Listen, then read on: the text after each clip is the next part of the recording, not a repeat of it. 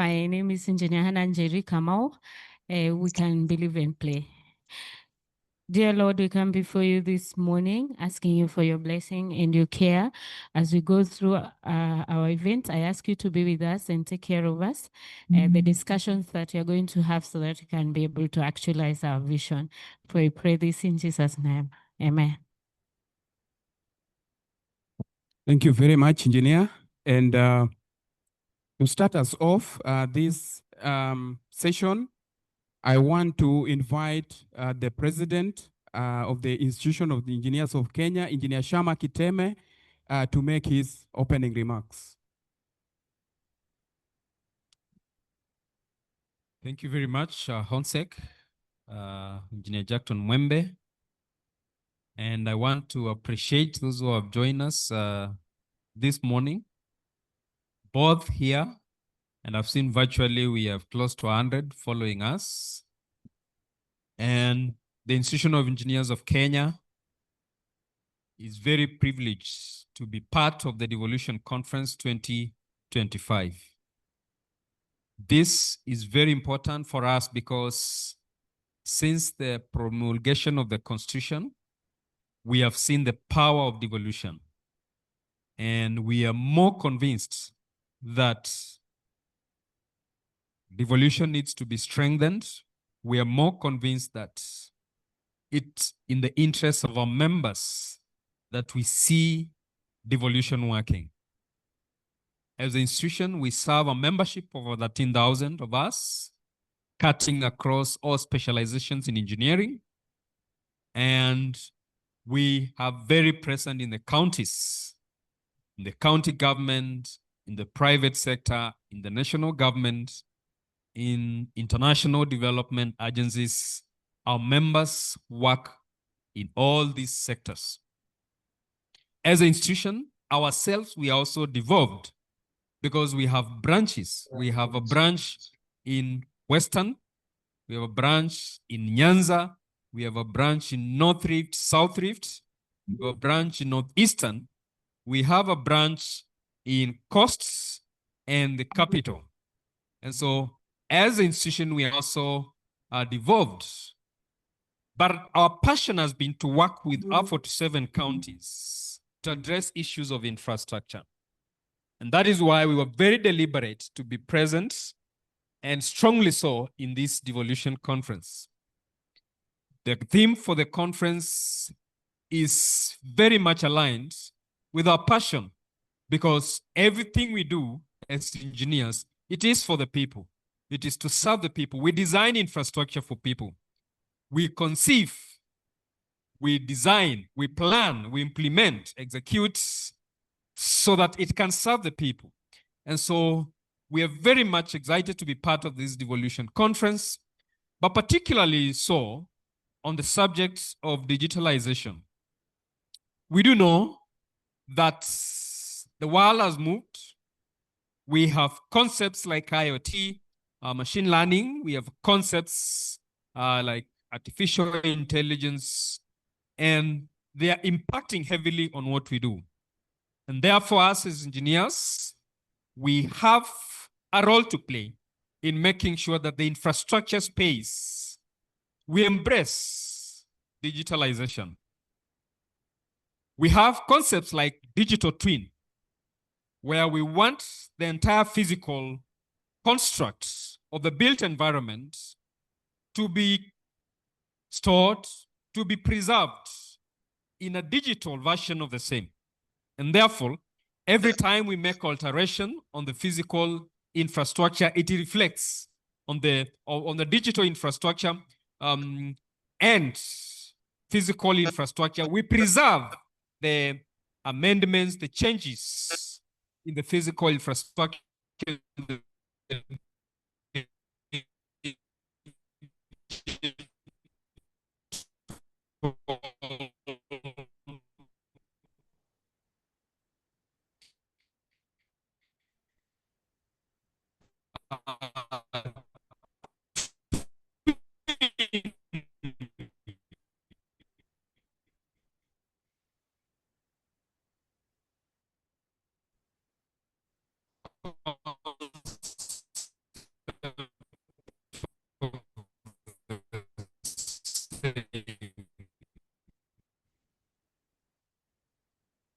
More importantly, it's how is it, and we believe is the next frontier of and development approval, and especially in counties.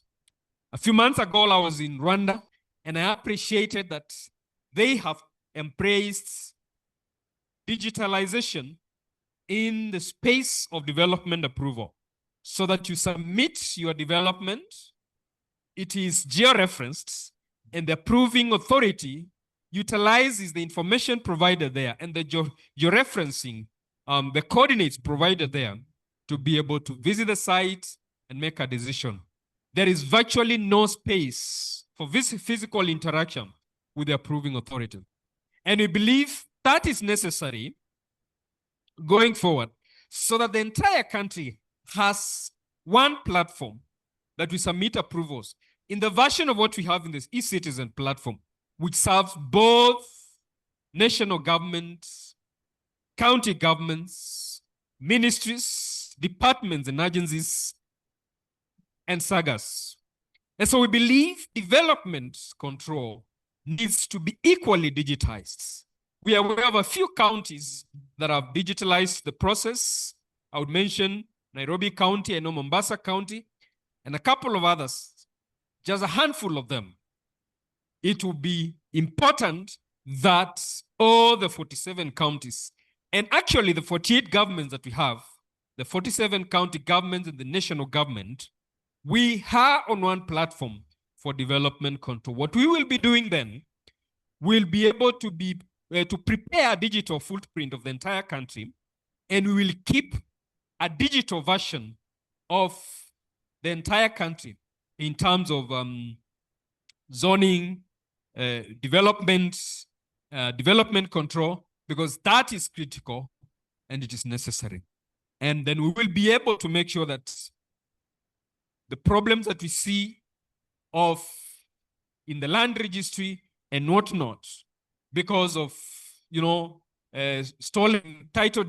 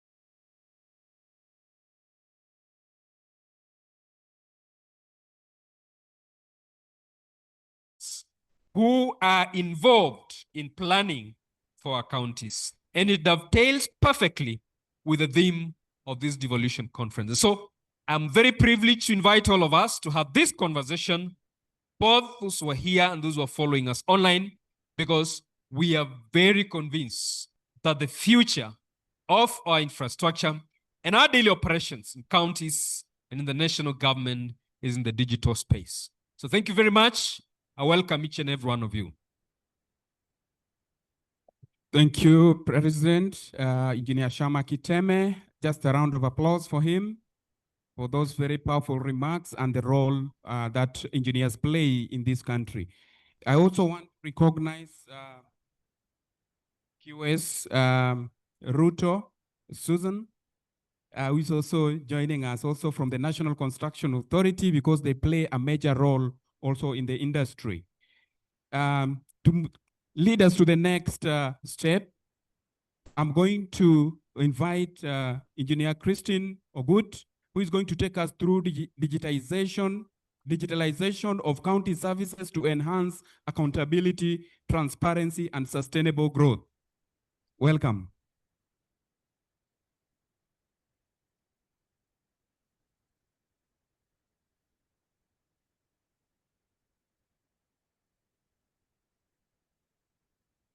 Thank you very much, Jacton, Engineer Jacton, our Home Secretary.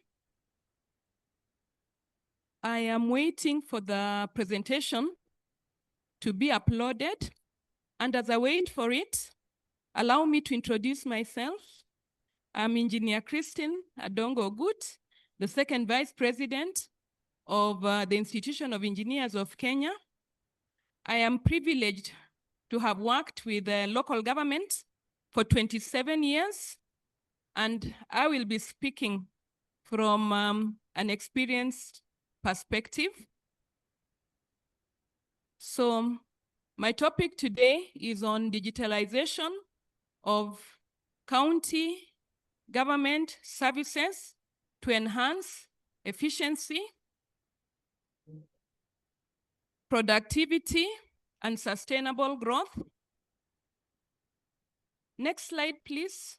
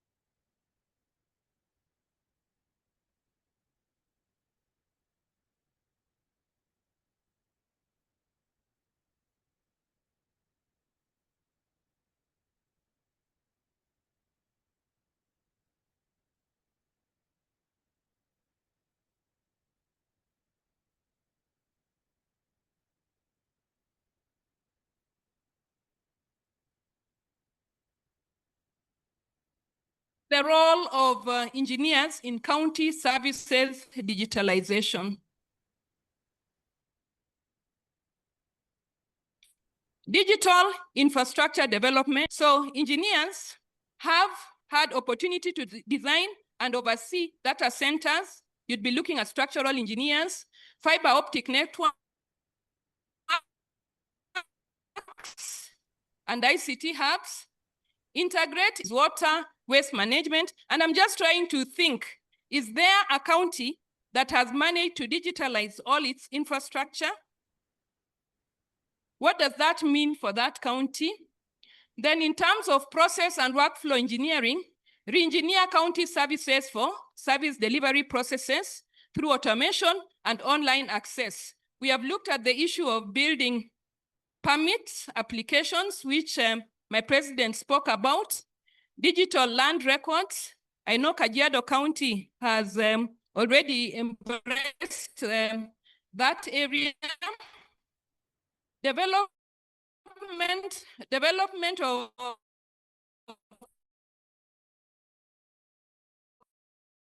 performance dashboards for real-time tracking of revenue, so that at a click of a button, county, the chief of this enables them to actually track the revenue, service requests, project progress, streamline service delivery process to minimize duplication and turnaround time. So that if a contractor has a construction period for 8 months, you're able to see where is he, what has he done, what are the challenges. Very easy for all of us. Smart infrastructure and asset management, using GIS mapping for property taxation, so that you know your stakeholders. How much do they owe you? Urban planning and environmental monitoring, implementing smart transport and traffic management systems to reduce congestion and emissions. Nairobi is fortunate. There is going to be an integrated traffic management system that covers 400 junctions. Designing and predictive maintenance for roads, water systems, and public facilities using real-time sensors. In terms of sustainable integration, advising on green ICT solutions, efficient services, solar power, ICT hubs, paperless offices by integrating document management system, and then applying life cycle analysis to ensure digital infrastructure is sustainable and cost-effective in the long time. Capacity building and knowledge transfer. Training county technical staff on system use, troubleshooting, and basic digital literacy. Developing digital skills program for engineers within the county to maintain and upgrade systems. Promote a culture of innovation in service delivery, and then cyber security and risk management. Design secure networks and fail system architects to protect sensitive citizen data. There is the Data Protection Act in place, so it is important that we protect our data. Implement disaster recovery and data backup systems to ensure service continuity. So the minute you embrace technology, then you must have a backup plan in place, and this is what engineers can do for you. Public engagement and inclusivity, creating user-friendly digital interfaces to ensure accessibility for all citizens, supporting public awareness campaigns on benefit of digital services, so that even our citizens who are in the rural areas are able to actually access all the digital services in the county. And later on, we will look at the case of Rwanda, where they have digitalized 247 services, and their citizens are able to access them from their doorstep. Incorporate universal design principles for people with disabilities. So what is the current state of digitalization in the counties? We all know about IFMIS for county financial management. There is e-water billing platform in Nakuru, Nyeri, Nairobi, Kisumu, Mombasa. Those are the counties. There's GIS-based planning, urban planning tools for land management. That is Kajiado County. Turkana County has an education county digital education management information system and a feeder data collection system to manage pre-primary education, bursary applications, and digital reporting in time. So on that system, they're able to actually see who has received the bursary and has the money been paid, so that there's no duplication that one student is receiving more than one bursary. And the Nairobi County e-construction permit system, online application for a building permit and receipts, citizen-based service delivery monitoring. You could look at issues of street lighting, waste management through a service-oriented architecture comprising of a mobile app, SMS, and web interfaces. This is again another list. We've spoken about the e-permit and licensing, Nairobi, Mombasa, Kisumu, digital agricultural platforms supporting farmer registration and subsidy tracking. Major challenges that persist in integrating the said services is that one, there's lack of data for infrastructure and utilities management. So that you'll find that if you go to a respective county, the data is still in paper form, it has not been digitalized. The other one is variance in digital literacy and ICT infrastructure across the different counties. Without reliable connectivity and hardware, best software cannot perform. And then of course, there are also funding constraints for technology upgrades. But the most important thing is that no single engineering field can deliver alone. So engineers will work with fellow engineers. They will also work with the finance team. They will also work with land valuers. So what is the focus in terms of transport and infrastructure for digitalization? Digital road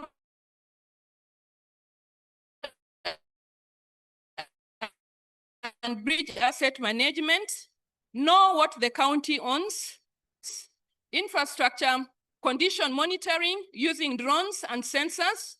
Intelligent traffic management systems. I spoke about Kenya Urban Roads Authority that is now working on a project to install 400 digitalized junctions.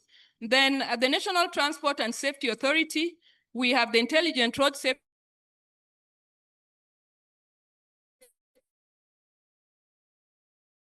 management system, where as a county, do we have in Nairobi, what is the real-time speed the PSV Matatu is doing, and that cuts across the whole country.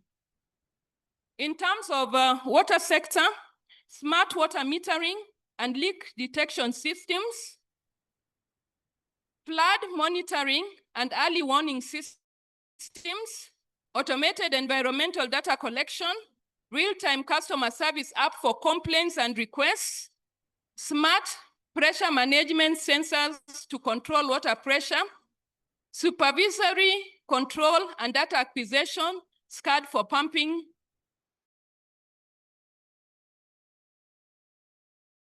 stations. So specifically now, engineers, GIS experts, electrical engineers, ICT software engineers, those will be for the portal and billing system, instrumentation and control engineers, mechanical engineers for pump and pipe automation. Remember, I said no single engineer can work alone when it comes to digitalization. In terms of land, housing, and urban development, GIS-based land registration and planning, very good for your rating system. Smart housing designs, integrating renewable energy and smart metering, urban transport integration and smart city frameworks. So there you will need engineers, civil, structural, ICT software experts, GIS experts, electrical engineers. The list is that long. In terms of the blue economy and cooperatives, agriculture and livestock, again, smart fishery management system and marine traffic monitoring, Internet of Things, enabled agriculture precision farming, livestock tracking and smart irrigation, automated cooperative management platforms. And again, who are the engineers you are bringing on board at the county? You'll need an agricultural engineer, at least, electrical engineer, mechanical, civil, ICT software engineers, and geospatial experts. In terms of fire and emergency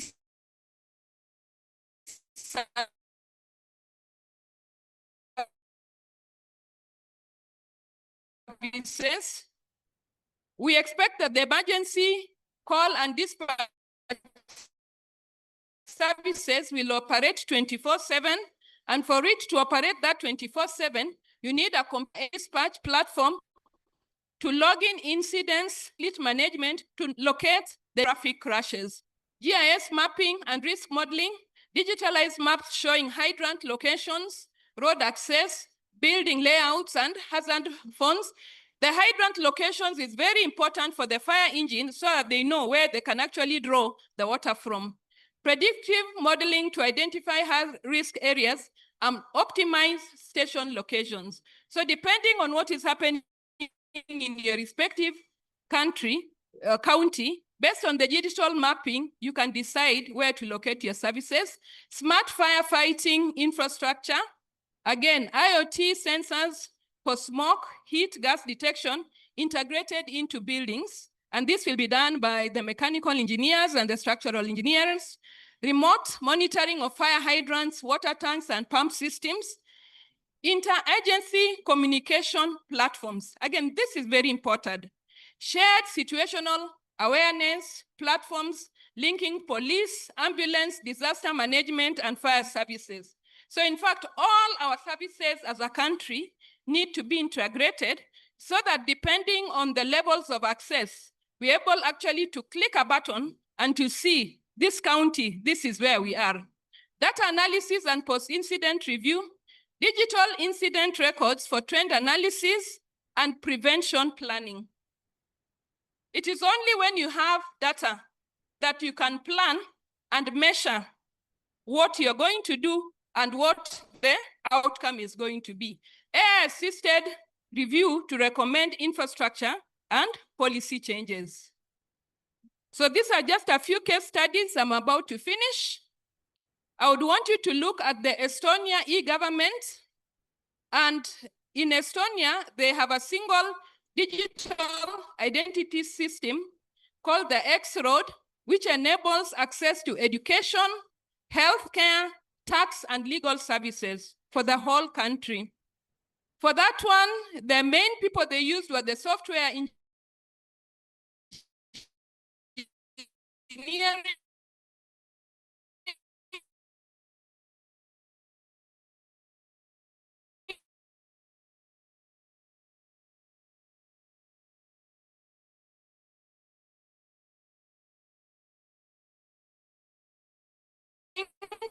and systems engineer. And what was their role? Their role was to integrate design of your citizens, plant interoperability, citizen-centric platforms, and strong digital leadership. India's case, again, this is a digital system where they have used digital literacy initiatives, citizen service portals, and smart health card systems. They also have another one called Telangana Hub. Again, this is India's largest innovation and startup incubators, pulling in robotics, AI product design, cyber security engineers, and smart urban planning tools. What is the outcome? Real-time land and health management systems to improve transparency and service delivery. I have listed the engineers that you need there. So what is the lesson learned? Grassroots digital literacy. So you must train the people at the grassroots in your counties to be able to access your digital services. State level innovation. So you can see it is cross-cutting. In our case, it would be between national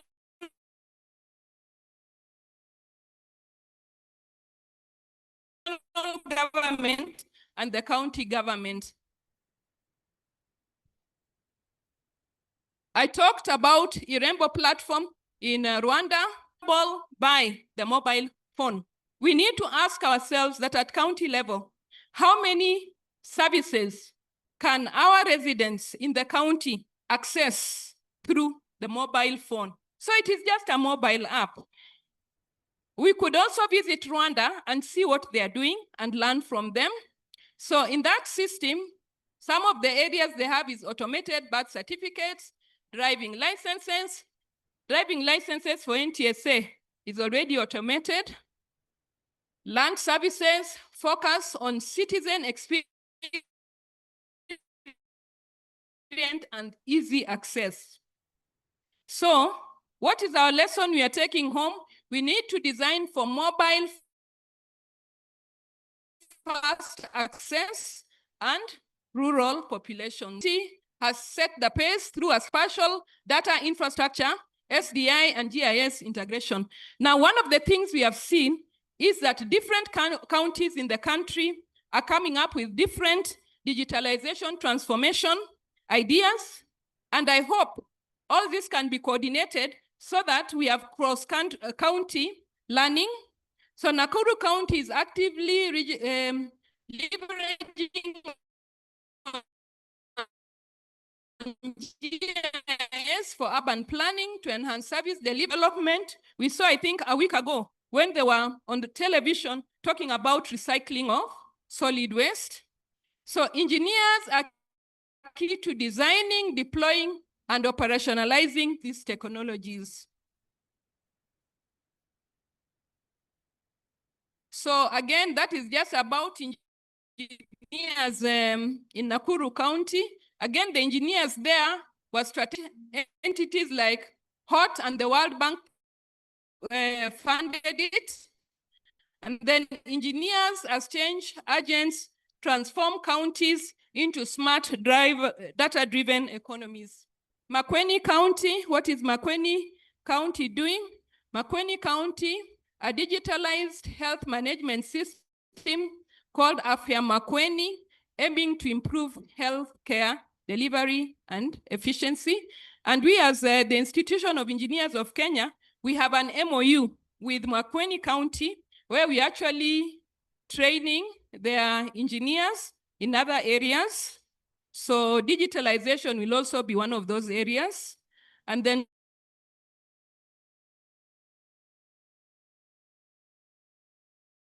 system design and integration, engineered the county-wide digital health platform linking all facilities. This has been done by engineers in Makueni County. Murang'a County again have digitalized most of their services. They have used a software engineer from the county. They have mobile internet and IT, hardware distribution, payment automation. So it's a whole list of things that Murang'a County has done. Nairobi County, we have spoken about, first of all, it's the economic hub. It has a unique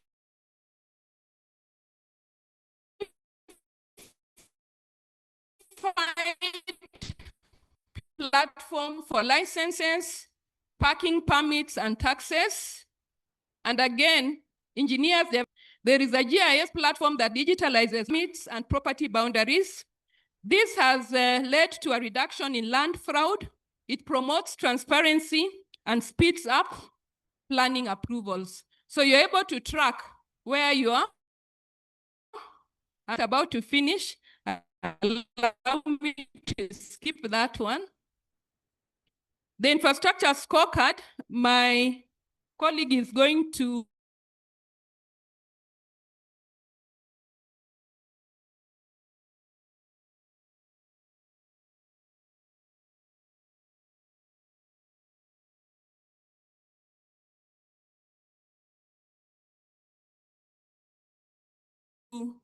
talk about that. So I will also skip those specific slides. That, or the representative from NCA will talk about that. Everybody in the county knows that if this is the service I am looking for, this is how I will get get that specific service. Enhanced financial reporting attracts grants and donor support. So if you have those systems, the donors already now know that this is where we want to invest in. Creation of public-private partnerships for county development, leveraging on innovations from startups and tech firms. So you have those opportunities, civil engineers, mechanical. I had already given those examples, so allow me not to give that. But civil engineers plan and supervise, mechanical. So you'll get this PowerPoint presentation. Biomedical engineers.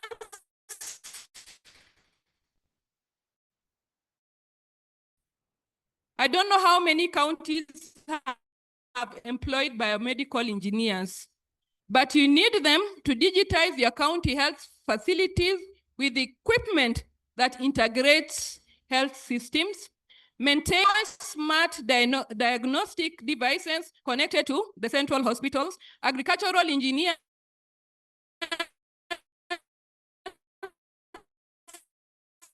integrate GIS mapping for land use, agriculture, and climate monitoring. And this would even help you access climate funds for fisheries and a blue economy. The impacts and environmentally responsible governance. Their technical expertise ensures digital solutions are robust, scalable, and tailored to local realities, directly contributing to productivity gains, cost savings, and sustainable county goals. Every successful transformation needs engineering brains and engineering hands. What is our vision for the counties from a digitalization perspective? Our vision is that a digitally empowered county government where engineers drive innovation, integrate smart technologies, create sustainable citizen-centric services that enhance efficiency, productivity, and resiliency across all sectors. Build local capacity through training and innovation hubs. IEK has a capacity building committee that is called Engineering and Education, and we continuously train the engineers on those digital aspects. Leverage engineering expertise to deliver smart systems. So it is important that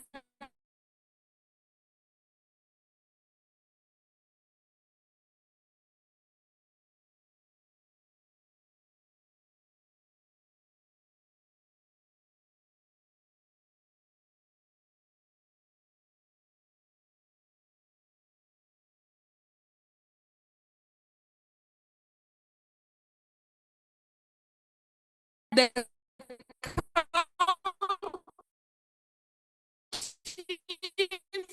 must employ engineers in all those sectors I have spoken about that will drive and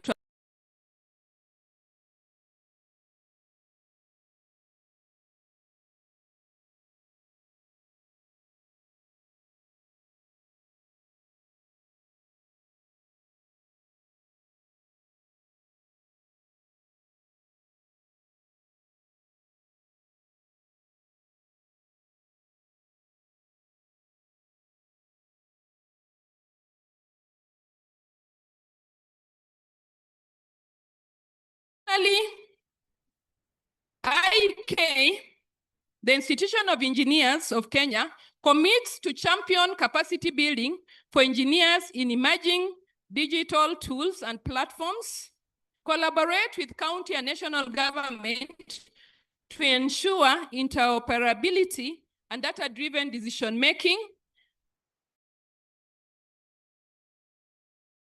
advocate for policies and standards that guarantee quality, mobilize engineering innovation to bridge service delivery gaps and improve citizens' quality of life.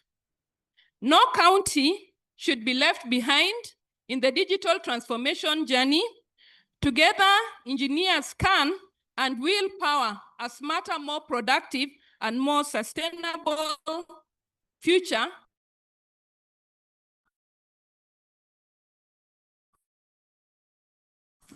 for Kenya and for the counties.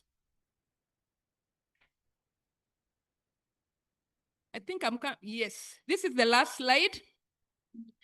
The future now. Let us invest in county digitalization and reap the benefits of a smarter, more connected, and more prosperous Kenya. Thank you very much. IEK will offer you all those engineers. The ones I listed, we have them, and I know the counties don't have them. So I hope you can advertise for the job opportunities. Thank you. Thank you very much, Engineer Christine Ogut, for that presentation. It cuts across, and we are enlightened. We want to recognize the Deputy Governor, Kiambu County, Rosemary Jerry Kirika, for being with us. Thank you very much. Thank you very much. We appreciate your presence. We just give engineer a round of applause. I want to just a round of applause. I want to encourage us to note down the questions. If we have clarifications, we are going to have a panel, a plenary panel session that all these things will be handled. Our next speaker will be Engineer Jeniffer Korir, who is the Honorary Secretary, Honorary Treasurer, to the Institution of Engineers of Kenya. She will be taking us through the importance of infrastructure report card in supporting county agenda. Welcome. Thank you very much, Engineer Jacton Mwembe, our Home Secretary. Good morning. Thank you very much. My name is Engineer Jeniffer Korir, as you have heard, and I'm going to take you through the importance of infrastructure report card in supporting county agenda.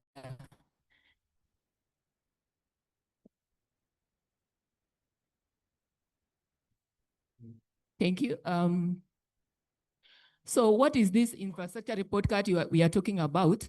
It is this research, first of all, was aimed at establishing a report card that evaluated both national and county government infrastructure score as at 31st December 2023. The sectors of focus in the 2023 infrastructure report card, and by the way, we have it, we developed, the Institution of Engineers of Kenya developed an infrastructure report card in the year 2023, all about. And in the 2021, we did an infrastructure report card that covered national government only, and that is our baseline in some of the infrastructure sectors. So the preparation of the 2025 infrastructure scorecard is currently ongoing, and it will be done after every 2 years. I don't know if it is visible, but this was our scope in the sectors that I mentioned. There are these sectors that I mentioned: energy, oil and gas, that is 1; production and manufacturing sector, that is 2; water and sanitation, 3; education, 4; telecommunication sector, 5; buildings, 8; and agricultural sector. So those are the 9 sectors that we did for the infrastructure scorecard. So that was the scope, and we were in oil and gas. We wanted to see the condition and capacity of power generating, and conditions of capacity of each one of them. In production and manufacturing, we wanted to see the key stakeholders, types of industries, and in the building sector, we wanted to see the enabling environment, water and sanitation, adequacy of the and bulk of water supply, transportation sector, adequacy of coordinated of road networks, road coverage, and other transportation sectors, for example, railway and also air transport, also maritime transportation and agricultural sector, agricultural equipments available. In telecommunication, we wanted to see the mobile coverage And health sector, we wanted to see the adequacy of the hospital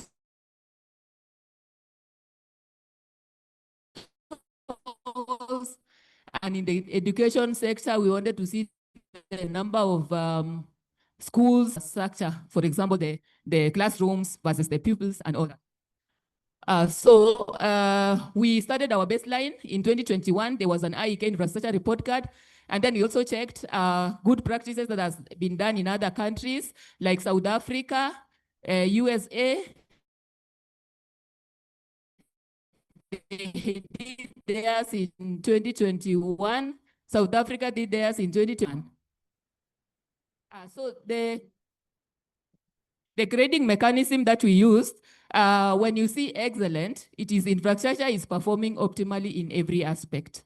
When you see B, which is good, infrastructure is in a condition and satisfies current and projected demands. When you see C, that is fair, it means that infrastructure condition is acceptable, although stressed at peak periods. It will need investment in the current medium term to avoid serious deficiencies.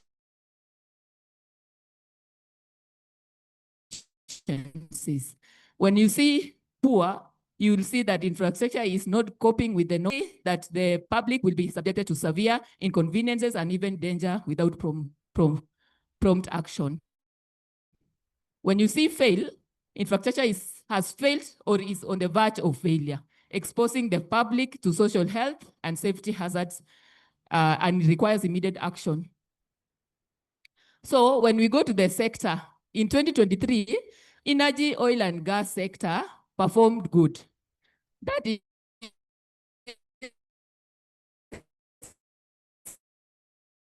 capacity of generating equipment, the demand in the 10-year horizon of 3,771. So the score was excellent. The capacity of transmitting equipment at April 2023 against the projected demand in 5-year horizon. However, undeveloped of redundancy parts, alternative routes has contributed to power outages. So the score was fair.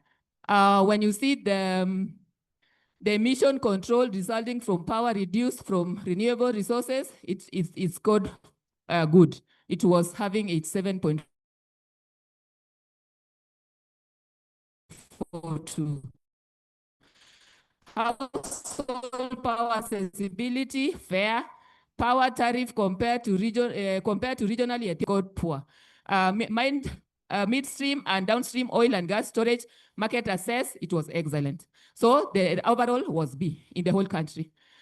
When we go to production sector, the sector contributed to 7.8% to the country's GDP, so it was failed. So industrial parks with favorable incentives ongoing at the river EPZ, operational construction. So all that EPZ, it scored fair also. KEBS task enforces quality standards, it scored fair. So let me see the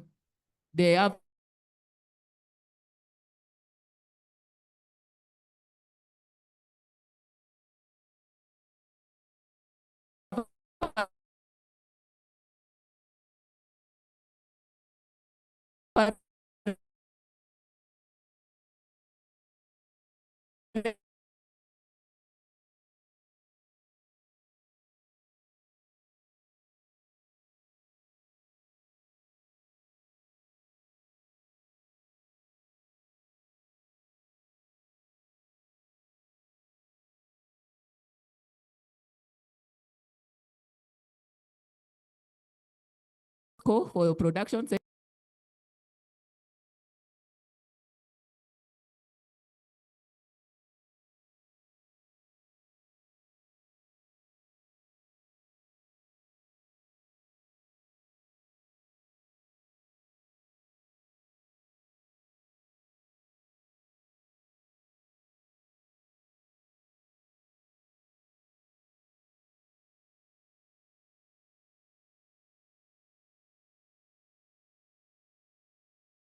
.5 kg by head day against 0.1 score. There we also scored poor. So fail, sorry. So in water supply, we scored fair, sanitation poor for the whole country.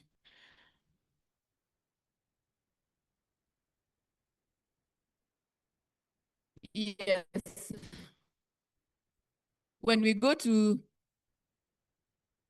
which I think it will improve now that we are doing affordable housing, there was free online approval by NCA of building plans and construction permits by NCA and eliminated approval bottlenecks, and we scored good. Center of Affordable Housing Africa 2023 established our construction input price, CIPI, to be lowest among African countries, and that part we scored good. So the UNSDR 2023 estimates 50.8% of our urban population living in informal settlements. There we scored poor. The same report also estimates 6.2% of the urban population have access to clean water against UN SDGs target of 100%. There we scored poor. So study of National Building Inspectorate report, June 2023,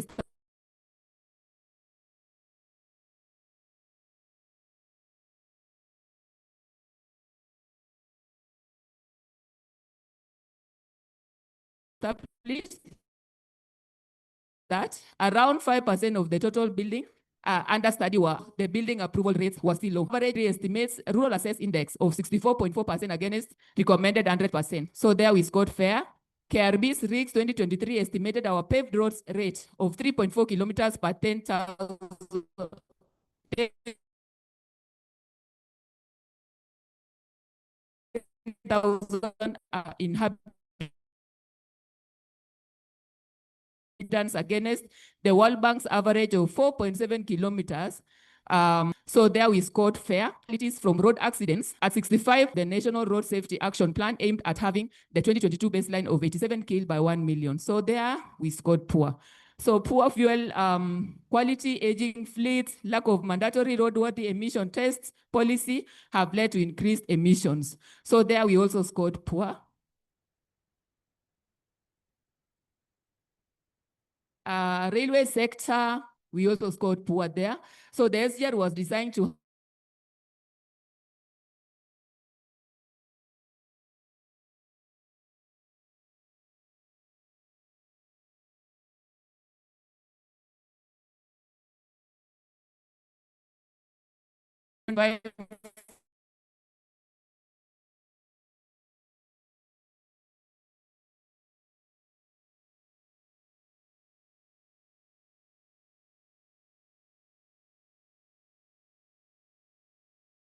in 2023. The annual passenger transportation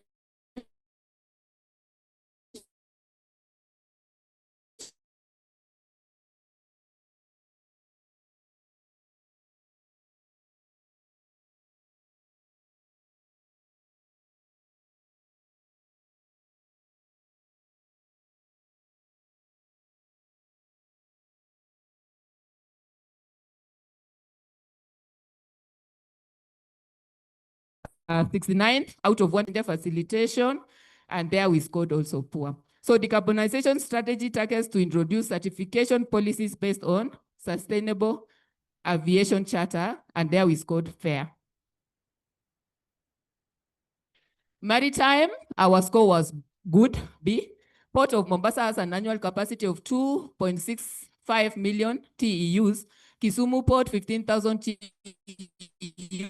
while Lamu Port, 10,000 TEUs. TMA report showed that Kenya's port capacity will slightly total the projected 5-year horizon. So it was excellent. Mombasa Port current waiting time is 15 hours against the 12-hour score. So excellent. Average dwelling time at 86 hours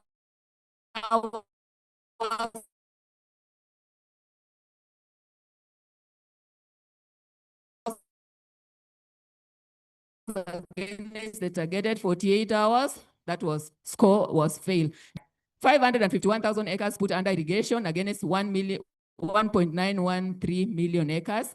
So we scored fail. Agriculture roads dependent on rural access index of 62.5. The score was poor. Mechanization level of agriculture in Kenya estimated as 0.14 HP per hectare in 2019, relatively consistent with that in other major sub-Saharan African countries. Fair. Agricultural sector contributed to the country's GDP in financial year 22-23 at 21% score. So that was excellent. In agricultural sector, C. Sorry. So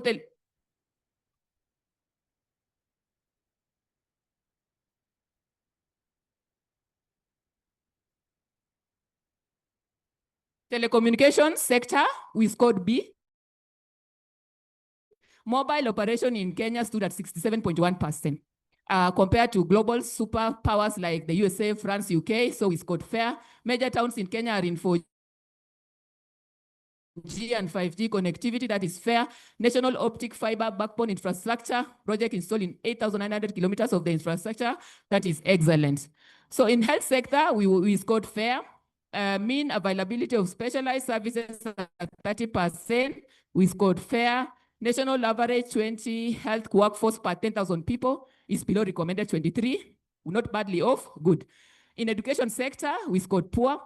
Teacher to learner ratio, pre-primary 1:52, primary 1:41, secondary 1:29, recommended 1:40, not badly off, good.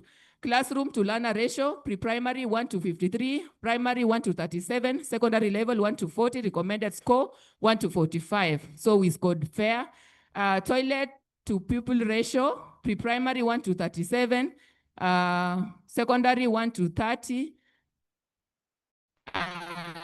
and recommended 1:25. There we scored poor. And then functional internet at 14.9 at pre-primary score, poor. So the average became poor. Now this 2023 infrastructure scorecard, we also did county scores, and we have all the 47 counties being scored in different, this is average score for every county. For example, we have Mombasa with C, we have Wajir with E, we have Nairobi with B, and I think that is the meaning of devolution, that Nairobi is higher than as we are going to see in the maps. So the devolution now will bring all the counties at par. So all these counties have their scores, as you can see, Makueni C, Baringo D, and all that. And this infrastructure scorecard is available in our website. Now, when we go to different sectors in each and every county, this is how we perform.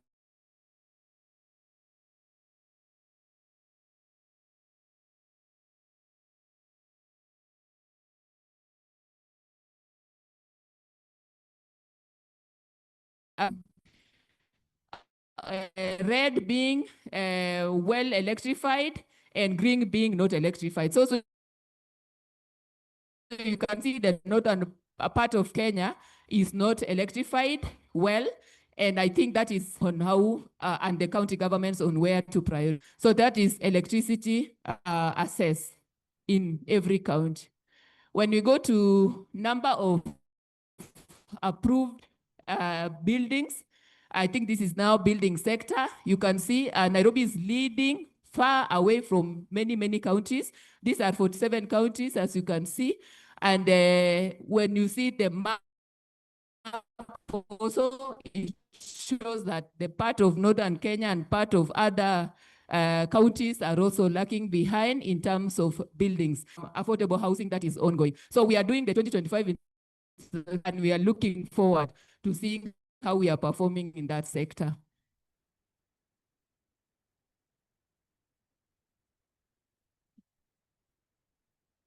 Yes, when you go to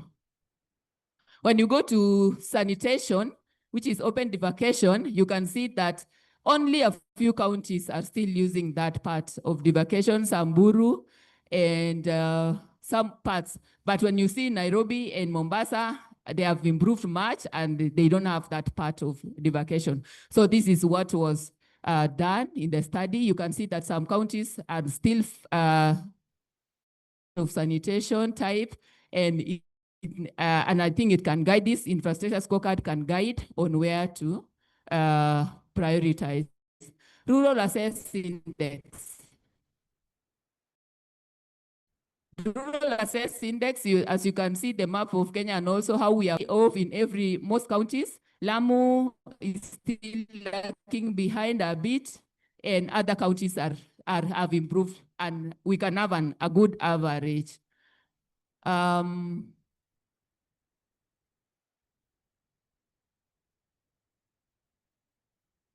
Yeah. So main gauge railway, you can see that in most counties, we are not doing well there. As you have seen in the map.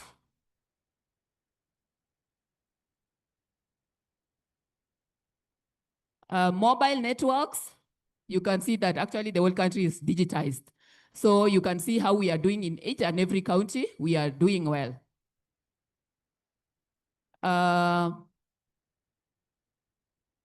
Yes, county comparisons. Let me skip that because it's not. So average learner teacher, this is education sector. You can see some counties are doing well. Some are still lagging behind in terms of average learner to teacher ratio. So this IRC can also guide the national government on where to send the teachers. Learner to classroom, you can see learner to classroom also. It has improved in many counties, but we can still improve. Learner to classroom ratio. Learner to toilet ratio, most counties, some of the counties are not doing well. Like you can go to a public primary school with 1,000 pupils and you can find out that actually they're not adequate at all. So this is where we are as different counties. ICT assess. As I said, I think in ICT and digitization, as my colleague has talked about, you can see how we are performing in different counties. Leaders being in Mombasa, and I think Lamu, Nairobi is not badly off, and Nyeri, and all those counties. So what is the importance of this infrastructure report card? I'm about to finish. So infrastructure report card is like a health checkup. The checkup that you always go and do in the lab. So this is IRC is telling you how you are performing. So it physical systems like roads, water, sanitation, electricity, grid, schools, etc. It assesses their condition, performance, and future needs. Infrastructure scorecard or infrastructure report card is a strategic tool that helps a county maintain safety, plan for growth, spend wisely, and attract investment while keeping the public informed and engaged. Importance of also IRC, it highlights current condition of infrastructure, shows what is working well and what is deteriorating, prevents hidden problems from becoming costly crises. It also guides government, both national and county, in planning and policy. So it helps leaders to prioritize projects based on urgency and impact. It ensures long-term planning instead of short-term political fixes.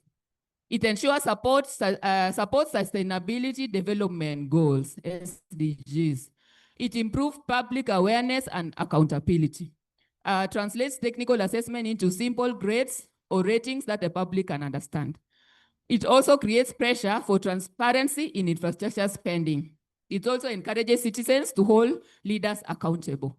It also attracts investment. When you have done an IRC in your county, the investors can look at it and say it is actually clear. So provides data for local and foreign investors that can be trusted.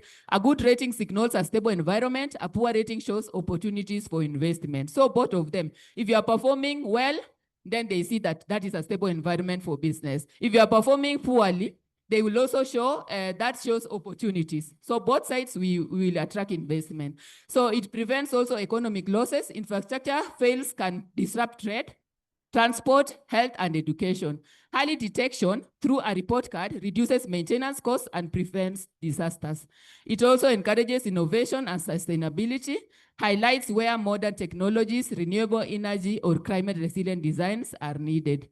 When done well, an IRC is not just a diagnosis. It's a persuasive document that can drive policy reforms, budget allocation, and even legislation, while attracting investors who want to engage in large-scale national or county projects.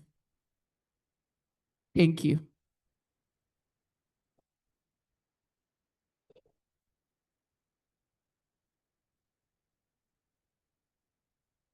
Good work, engineer. Another round of applause.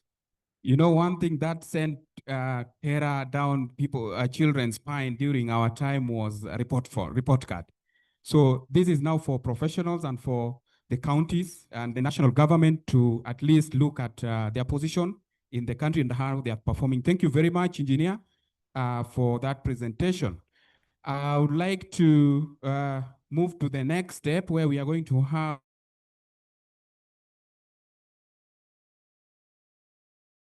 Engineer Shammah Kiteme to be up front. QS Susan from Susan Ruto, who is the General Manager, Registration and Compliance, to be up front. I will also call up our second Vice President, Engineer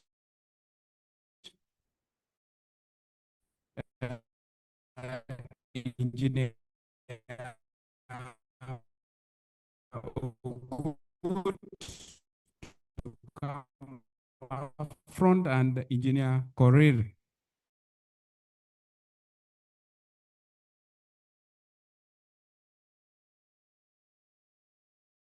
Also to come up front for the next. I want to recognize the president. We are grateful for your presence. Mr. Elisha Eric Nyandemo.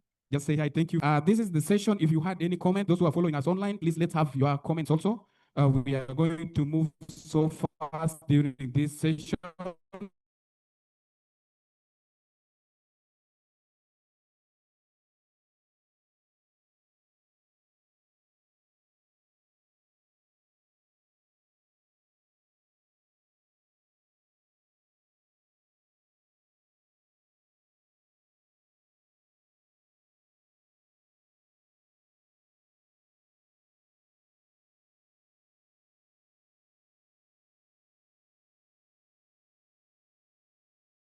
Second Vice President, the Institution of Engineers of Kenya. I also work as a Deputy Director at the National Transport and Safety Authority. I am a civil engineer, road safety auditor. Thank you. Good morning once again. My name is Engineer Jeniffer Korir. I'm the Home Treasurer of the Institution of Engineers of Kenya. I'm a fellow member of IEK with 18 years experience. I'm also working with Kenya Urban Roads Authority, Nairobi, as a senior engineer. Thank you and karibuni.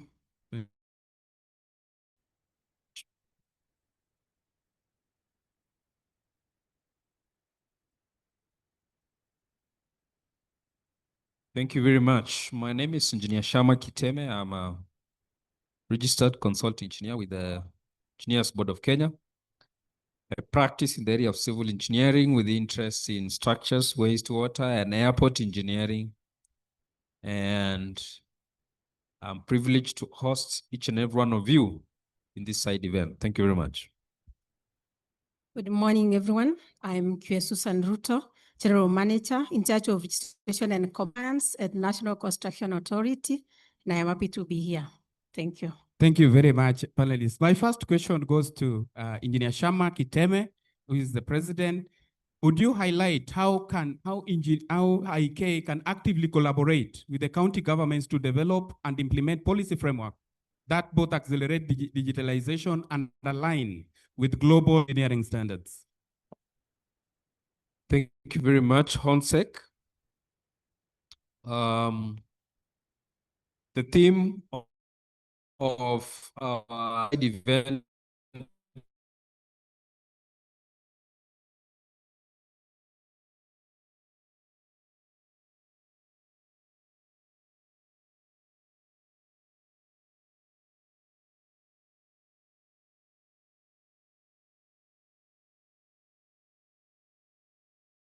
definitely, like you've been listening all through, has been on digitalization.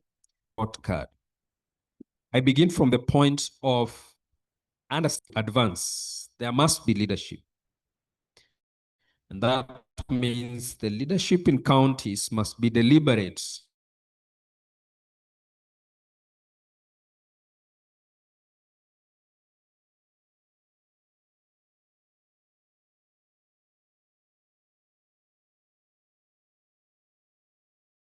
When it counts, the one with Nyandarua County still works in progress.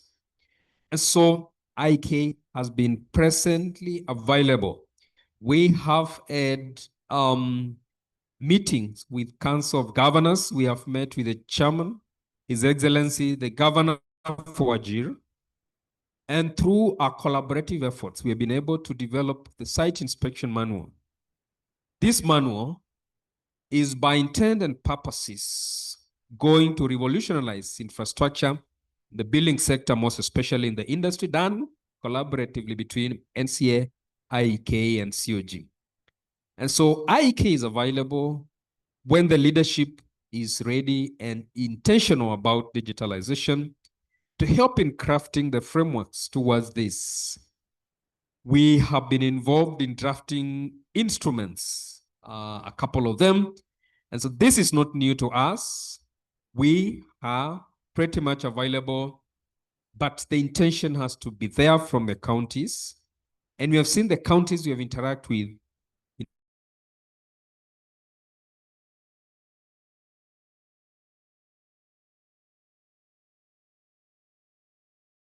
that are necessary, but not just that, training and follow through for implementation.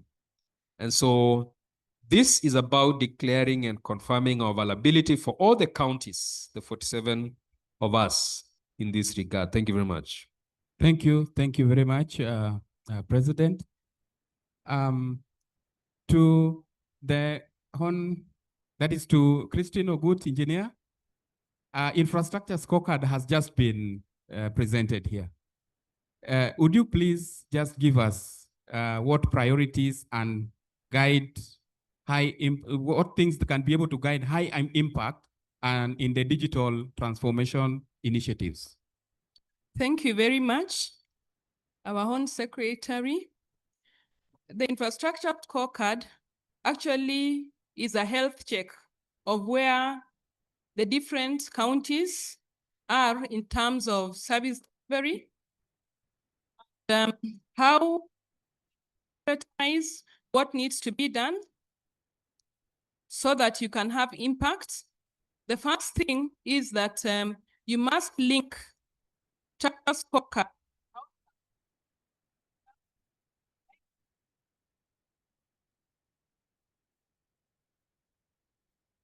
You must link infrastructure scorecard or the result that has been provided to the CIDP, and so that you actually create,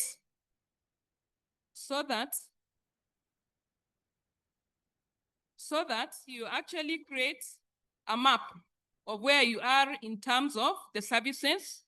Once you have maps where you are, then the next thing, you must go beyond just looking at the scorecard and try and find out why are you in that position and what resources you need to invest so that you can improve in that specific area. So once you have then identified what needs to be done, then you can actually draw your digitalization map, look at beyond financial resources, what is the human capital that you need, so that, for example, if you're in the transport sector and you want to improve on road safety from a digital perspective, then you will decide, do I want to use AI? Do I want to use cameras so that I am reducing fatalities in my respective country from 50% to 30%? Then, so you've reduced the number of fatalities, you've set a target. You've also looked at, when you're using the speed cameras, you're looking at how are you then reducing travel time in terms of congestion. And so depending on what your priority is as a county government, then you will determine that this is the area that I'm going to invest in the shortest possible time and have the highest impact. A quick fix would be like, there are countries that have not digitalized the payment of their rates. So that is something that once you've mapped all your property owners, it is very easy to get an ICT engineer or a software engineer to actually do that service for you. And in a span of like 3 months, you will have a result, because as we said, we want to give services to our residents in the counties from the comfort of their homes. Thank you. Thank you very much, Engineer Korir. what are the priority areas in the road sector where the infrastructure scorecard can be able to bring impact in the road sector? Okay, thank you very much. As you heard that I'm working with Kenya Urban Roads Authority, and I think that's why the question is coming on the road sector. And I want to say, yeah, the president yesterday talked about the resources which are already available in the counties and utilizing the already available resources, because most of the time it is so easy to say that the monies are not available. We don't have money. National government has not deployed the money. But what are we doing with the available resources? So the question was, please repeat that question. The impact and key indicators that the counties can adopt in the road sector. Thank you very much. So in the infrastructure report card, for you to come up with that IRC, you must have the key performance indicators, which are normally called KPIs. So in the road sector, in particular, I know in counties we are handling several infrastructure sectors, but in the road sector, we can talk about the road network coverage. For example, the rural access index. How many people are assessing? People are assessing a road, all-weather road? How many of them? Or are all people are not having, all the roads are not passable? So I think that we can use that rural access index on the road network coverage in the county. Increase in road network length per year. How many did we pave? How many did we maintain? We can also talk about road network coverage. I've talked about that, increase in road network, and also the rural access index. And then maintenance performance. How many kilometers are planned for routine or periodic maintenance? How many of them in the total network? Maybe county has 1,000 kilometers. So if you plan for 3 kilometers, then you will not have covered that. So, and then average maintenance cost per kilometer. Is your maintenance cost high or it is average? And then we can also talk about road safety indicators. How many fatalities, how many road crashes are there in the county, so that you can know that you are doing well or not. We can also talk about project delivery and funds absorption. Sometimes you award a tender to a contractor, and then 6 months down the line, no work has been done or no certificate has been paid, because certificates are paid based on the works done, then that means that we are not performing well. We can also check the quality of compliance. When we come for tests, for example, material testing and research, when they come to test those quality of those roads, how many are passing those quality tests? And then we can also check climate resilient infrastructure in the road sector. Are our roads all weather? Or when it rains, no produce will go to the market, or all that. So I think that is what I can say for now. Thank you. Thank you very much. So this is a document that can be able to help the counties to perform their duties very well. QS Susan, we see the inspection handbook, which is has been developed and is yet to be launched. So how can NCA plan, what is the plan of NCA in supporting counties in the adoption and application of this particular document? I think this is one of the areas which is going to be very critical in the construction industry. Thank you so much, Engineer Moderator. On that question on the site handbook, first and foremost, I want to say that at National Construction Authority, we collaborated with IEK together with representatives from COG during the development of this site handbook. And the steps that NCA is going to have for it to be implemented or to be adopted, one is to do more sensitization. And on this, we will require that together with IEK, we'll do more sensitization, because most of our counties and also the professional in the construction field, I know this is a document which will soon be launched, and it will require more sensitization. and also the training. So we plan for targeted training so that at our county levels, we'll be able to sensitize people so that they'll be able to use this site handbook. And also at the National Construction Authority, we have also our project registration and quality assurance, where we carry out project registration, where we carry out quality assurance. So we will also amend our template for registration and also for quality assurance so that it can have the provision for what is provided for in the site handbook. So for now, that is what we are going to do. So we need more sensitization and also the training on the same, because the public and the stakeholders at large, they also need to understand how this site handbook will be used together with the National Building Code. Thank you. Thank you, QS, for your response. President Engineer Shammah Kiteme, what is the role of IEK in this support? Thank you very much.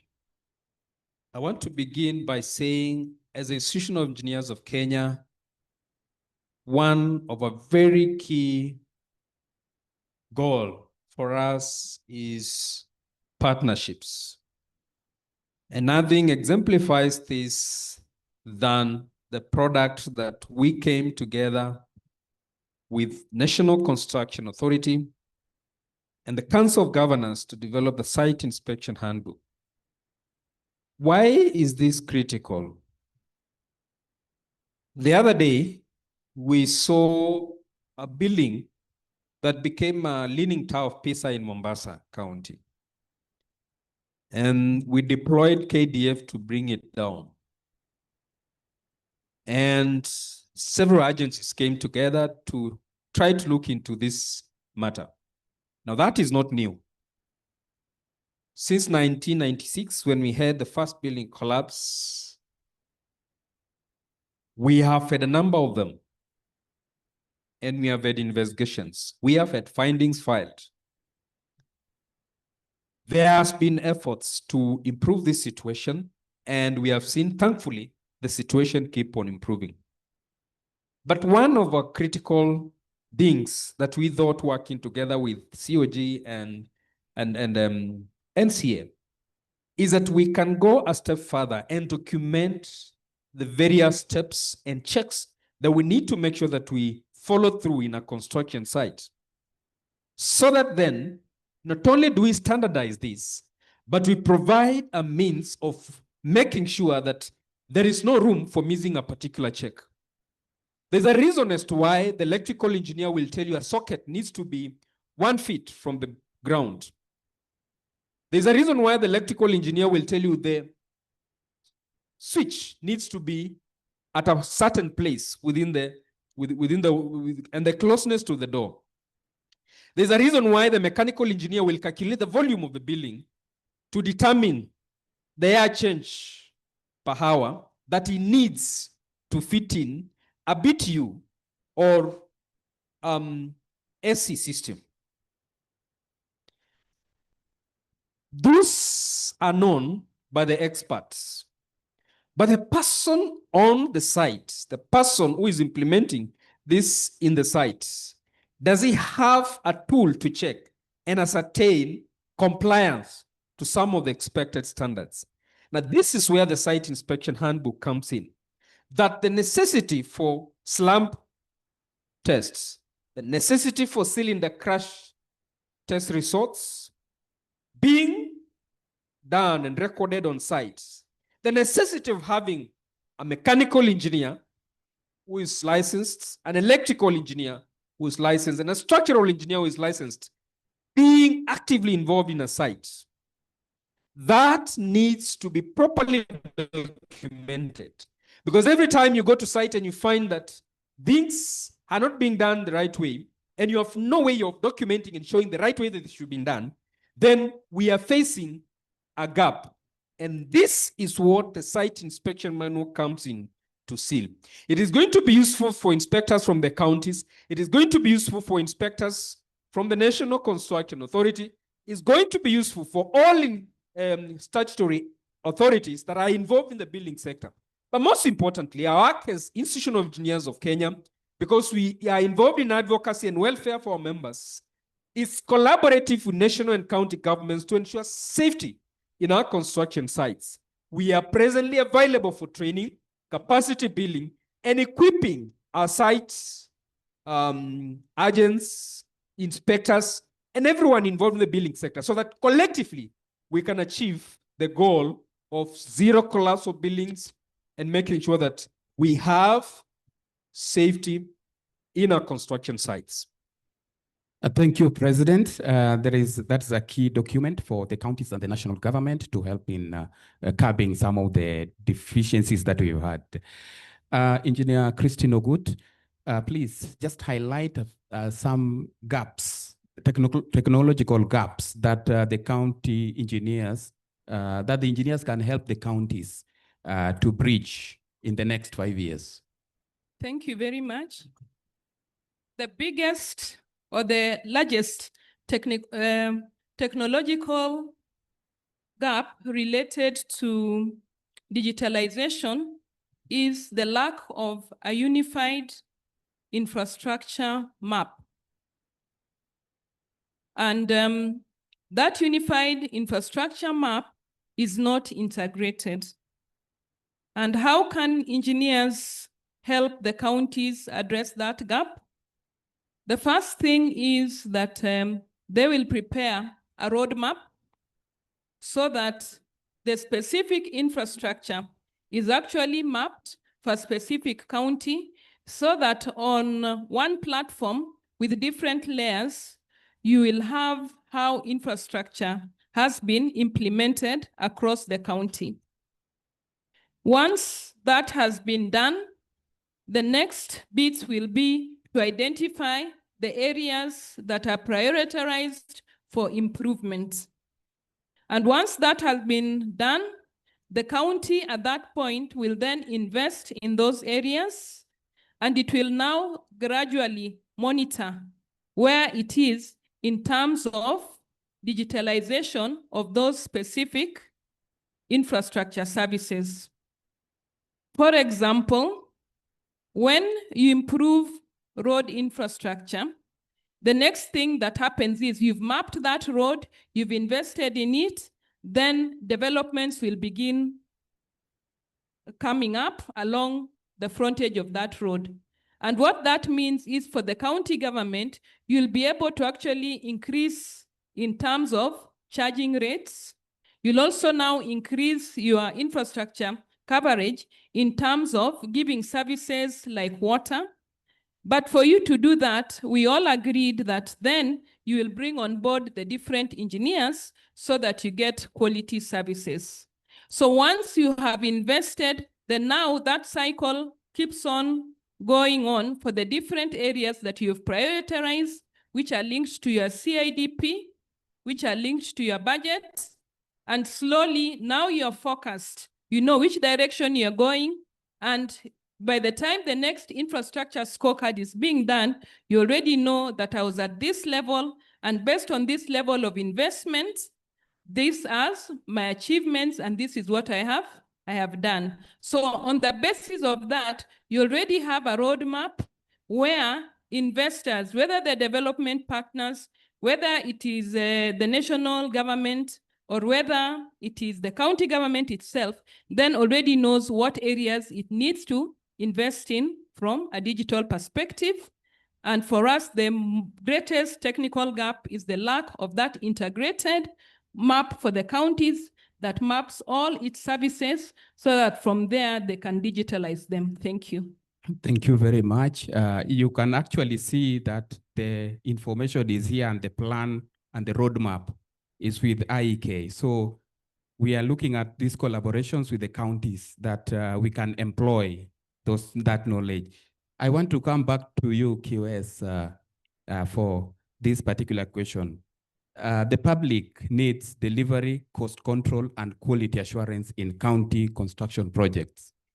So what are these game changers and innovation or system game changers that you have? Thank you, Engineer.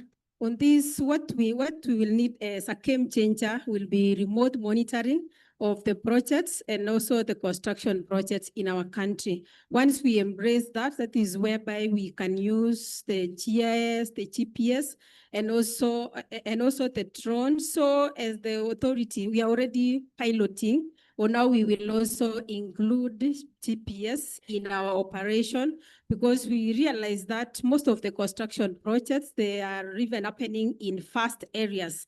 And because of this insufficient resources, we may not be in a position to be in those areas at all time. So if we embrace the remote monitoring, we'll be able to reach out to that. And also together with that, also even in digitalizing our processes, so that at any given point, we'll be able to access all our projects, all our portals with regards to quality assurance. We'll be able even to monitor what is going on our construction sites. So also with the authority, we've already developed a mobile app where we are calling the Utensi app, whereby when our inspectors go to sites, they are able to update on the status of the construction projects. And also together with that, we've also digitalized all our processes. This is with regards to project registration and even contractor registration, whereby any stakeholder, you will be able to check any construction projects and also to confirm the status, and even the consultants who are undertaking those projects. So at a click of a button, without visiting those sites, you will be able to monitor, you will be able to track the progress of those. So those are some of the innovation we can employ in this construction sector. Thank you. Great, very insightful. And I'll now jump over to the other side. And this goes to our engineer Korir, on what we are calling now the digital tools. Just give us simple highlights that's in the road projects, these digital tools that you're using for planning, monitoring, and maintenance, and what steps can counties take to replicate and adapt these tools? Thank you very much for that question, which aligns well to today's theme in the Devolution Conference. So the digital tools that we can apply maybe in the transport sector, where both county government and national government can have, is we can have a road asset management system. I'm sure that all of us knows that where you invest, that is your asset. So the road is actually an asset, and if we can have a digital tool showing road asset management system, that can aid in resource allocation. So we are no longer, as I said when I was presenting, when IRC, for example, has been done, you will no longer invest politically, but you will have informed data that can assist. So when you have road asset management system, that can assist in resource allocation. In other countries, the countries will know that this particular road, allow me to use a road as an infrastructure example, they will know that, for example, Thika Road was designed to last for 15 years. So by the time 15 years is reaching, they already have an investment because they know in their system that this particular road is due for maintenance or this particular road is due for reconstruction. So I think this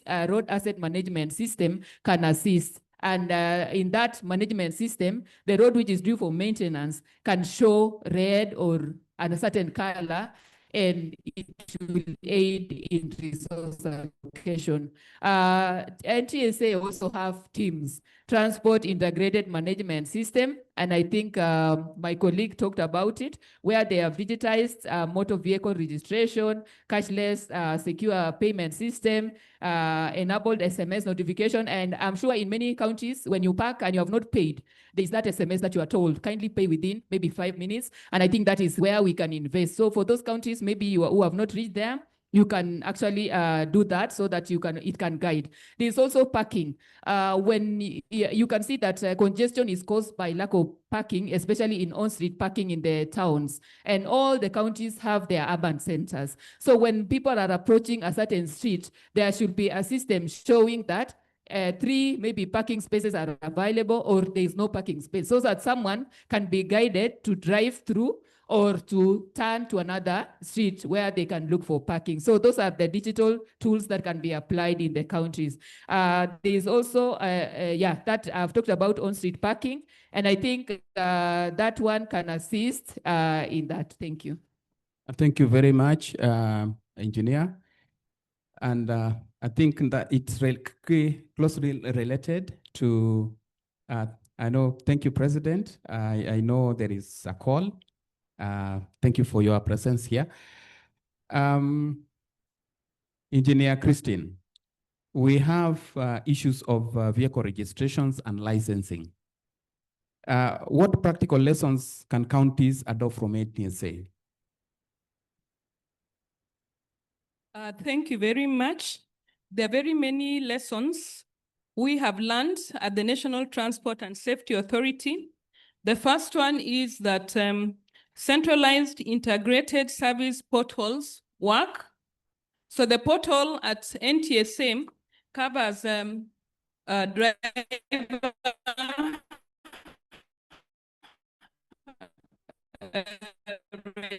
registration. So beyond the driving vehicle registration portal, the licensing of the driving schools, we also to see on that single portals which students have taken exam and what is the takeaway for the counties. Instead of separate portals for land rates, business permits, parking, etc., counties, you can actually create a single e-citizen style portal for services. So map all your county services, identify those with overlapping data needs, and design a unified digital entry point. The other one that we have learned is that digitalization improves transparency and revenue collection. And I can tell you, like, one of the revenue streams in around 2015 there, NTSA from vehicle inspections was collecting around 20 million. That has since grown to over 500 million. So because of transparency, you're able to see who is paying for the motor vehicle inspections.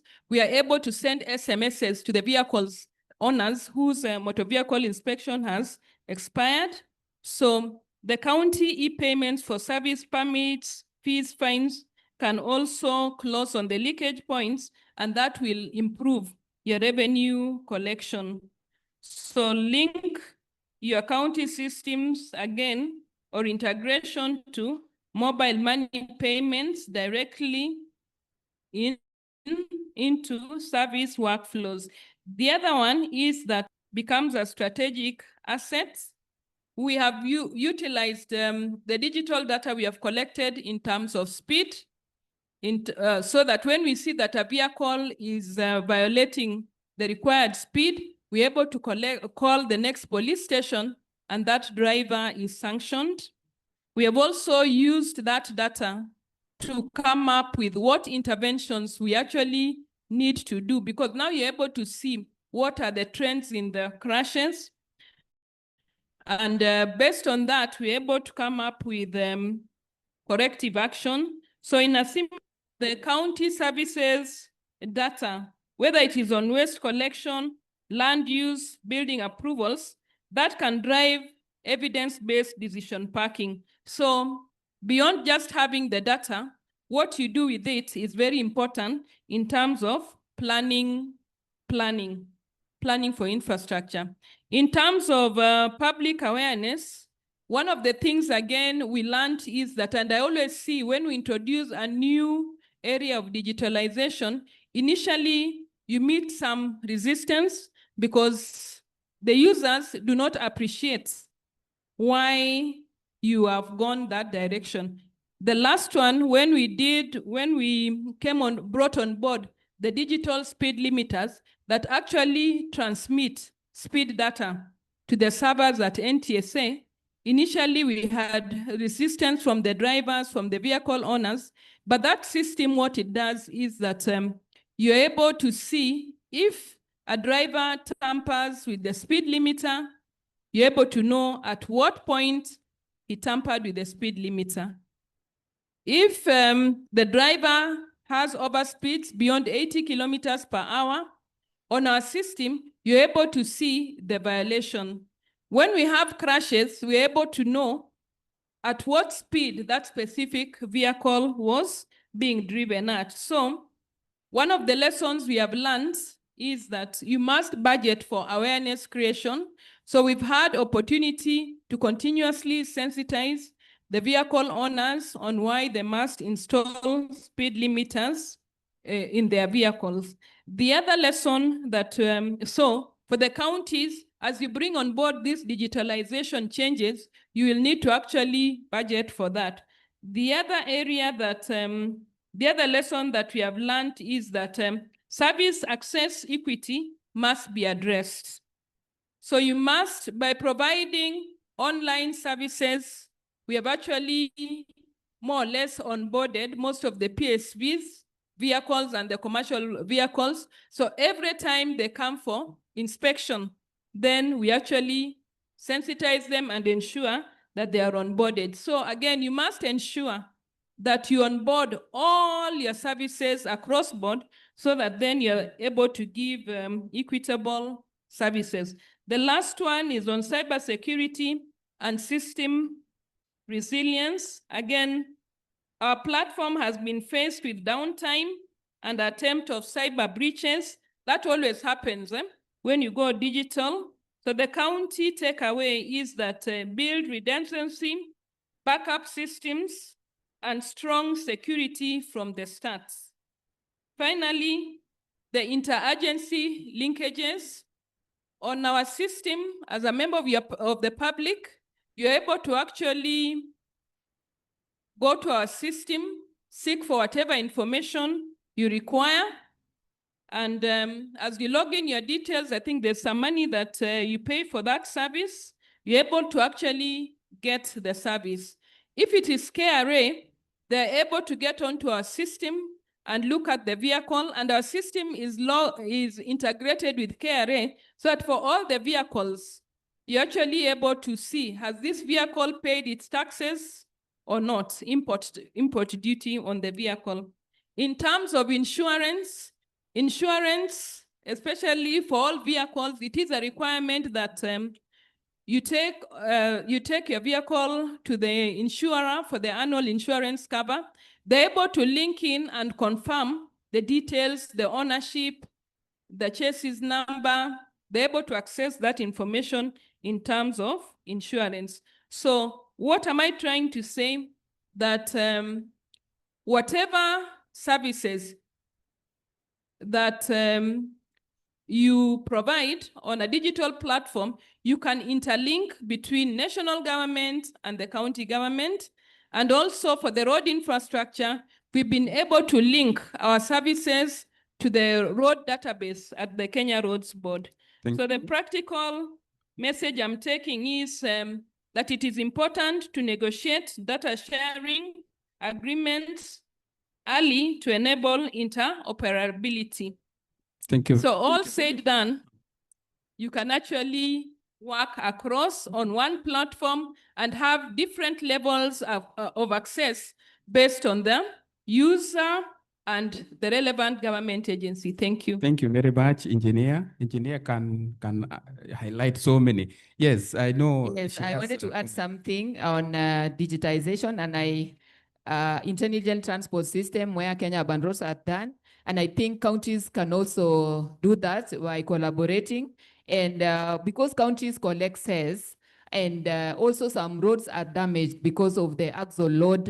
So we need axle load control. And I think we can also digitize that so that we can monitor to enable you to collect more sales collection and also to protect the road asset as we talked about. Thank you.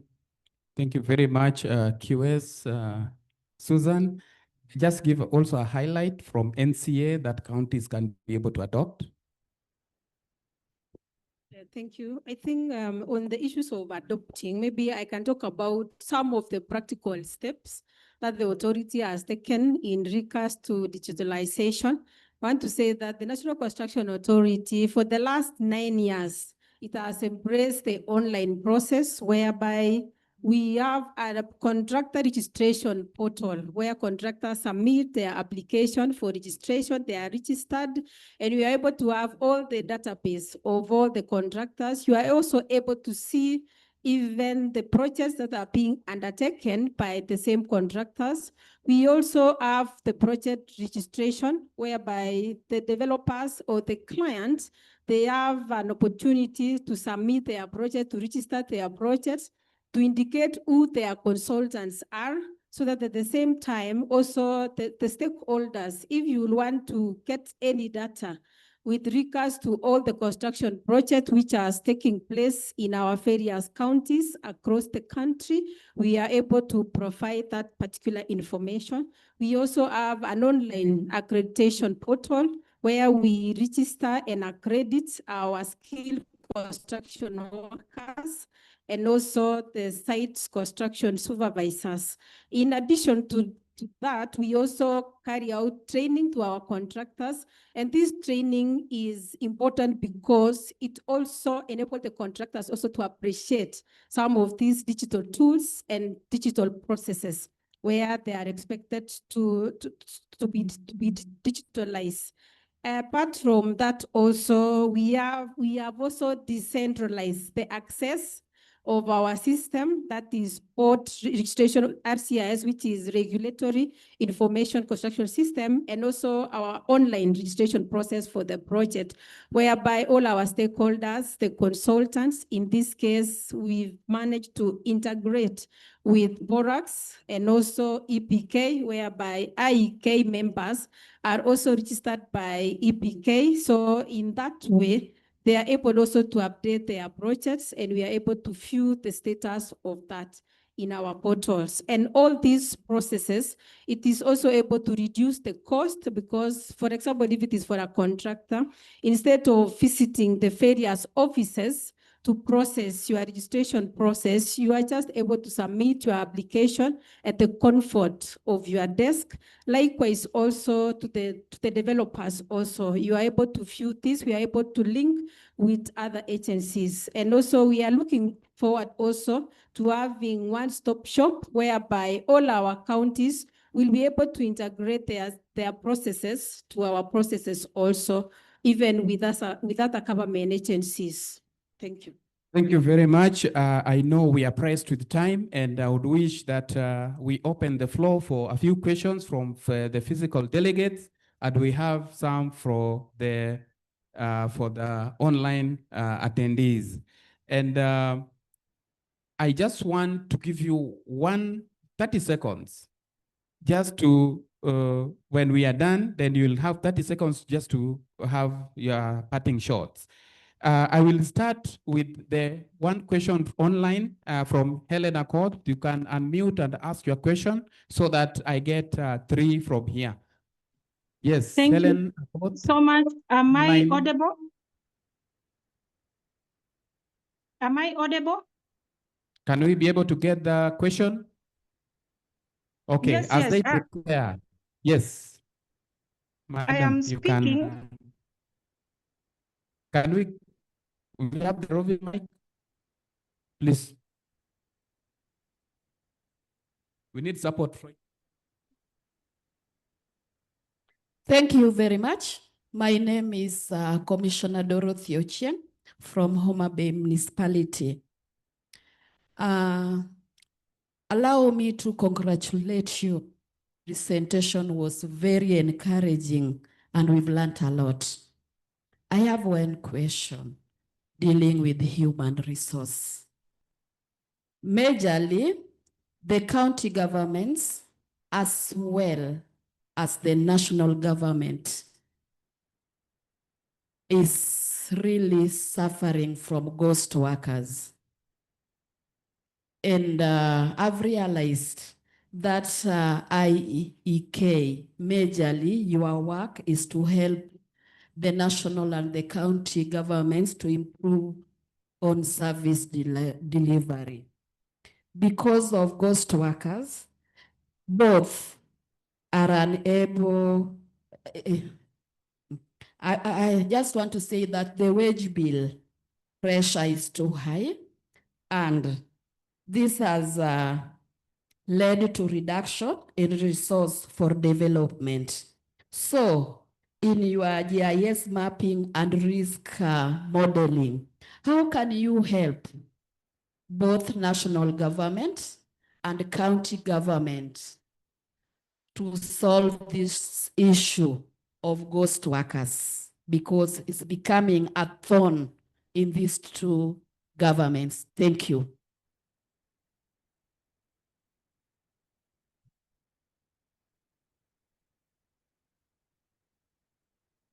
Thank you so much. My name is Elisha Jakuraro, a Speaker, County Assembly of Kisumu. I am an engineer by profession, water and environmental engineer. Now, I want to appreciate you for the presentation. I've got 3 short questions. One goes to the QS. I like her presentation, but my concern is, to what extent do you work with the PPRA, the Public Procurement Regulatory Authority, in terms of ensuring quality assurance? Because you are aware that currently, when you're doing evaluation for contracts, it is the lowest evaluated responsive bidder. But you find that there are people who may quote lower to get their projects, and in the long run gives low quality. But for you as a QS, you have even determined rates applicable different items. But you see, when it comes to evaluation during procurement, that is not followed. That is one. Number 2, I hope the chair was here, but at least the vice chair is here and the secretary is here. 2 questions for you. One, the entry point for engineers at county level, you know, is a bit high. That's why when you go to counties, you find that there is few number of engineers employed. I wonder what you are doing to maybe negotiate with Public Service Commission and the boards across the counties to ensure that there is employment of engineers at the counties. The entry point, the entry level, when I talk of the entry level, it means in terms of remuneration. I think it's a challenge. So there is a high turnover of engineers at different counties at different levels. Now, lastly, is on monitoring. You are aware that, yes, as engineers, we do design. But again, the supervisory role lies also again with the engineers. But I've heard the president present, and in his presentation, he mentions a lot the COG and other levels. Where are the county assemblies? Because one of the roles of the county assemblies is oversight. And there is a thin line between oversight and supervision. And where the rubber meets the road are the ward representatives. So there is need to find a way of linking IEK and the county assemblies in terms of even the manuals for monitoring and what is supposed to be checked. The site construction manual that has been referred to by the QS, and I think even with the engineers. Otherwise, thank you so much, and I like the presentation. Thank you so much. I hope I'm audible. This is Engineer Helena Koth. So good afternoon. My name is Kariuki from IGRTC. I have a short question. I'm an engineer by profession. One of the challenges that we are having so much is digital literacy, especially in the counties. I've visited almost 47 counties. Especially there is a lack of digital literacy. In terms of those engineers, we have, I don't want to use that word, but those engineers who are in the counties since they were municipality. So the level of the upcoming technology which is coming up, there is a big gap. As IEK, how are we doing to bridge that gap? Counties.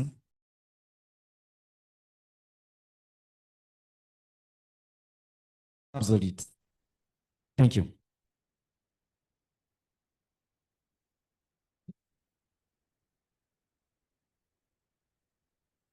Then we'll again come back. Let me have the first question that was asked by the commissioner. Probably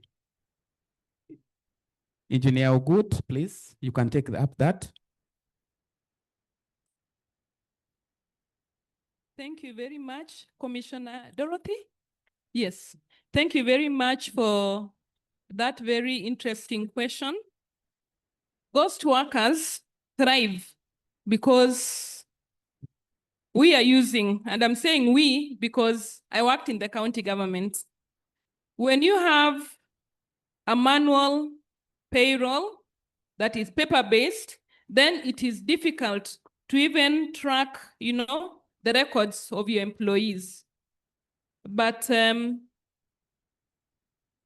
when you have now your records of your employees that are digitalized, it is even easy now to check whether, because you link that system to other government systems, you're able to check with the Kenya National Examination Council if their papers are right.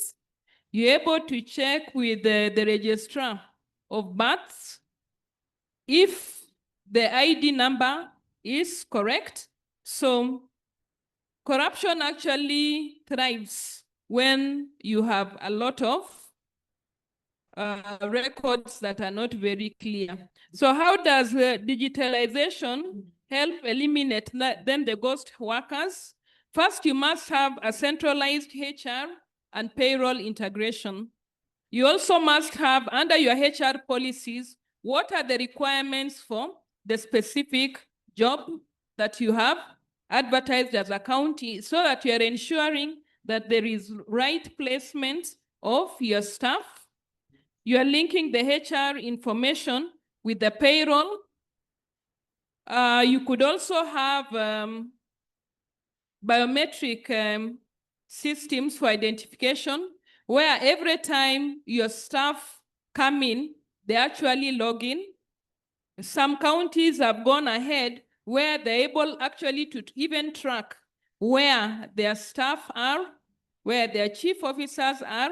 And I would like to take you to the case of, this is a case of a local government out of this country. For them, they are able to even monitor to know that this specific officer has gone to this specific location using the GIS mapping, that they're able to know that at this point, this specific officer will be undertaking this specific repair.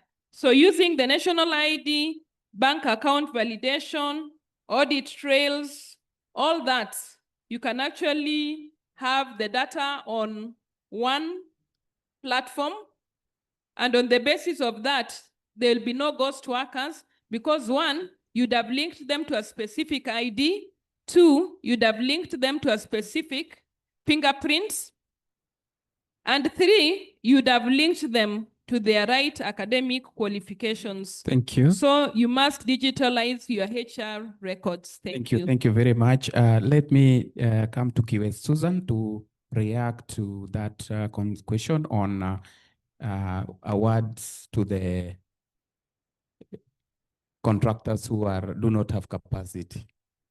Yeah, thank you, my colleague, for your question, where you are asking to what extent do we work with PPRA to address the issue of contractors who are being awarded works just because they are the lowest evaluated.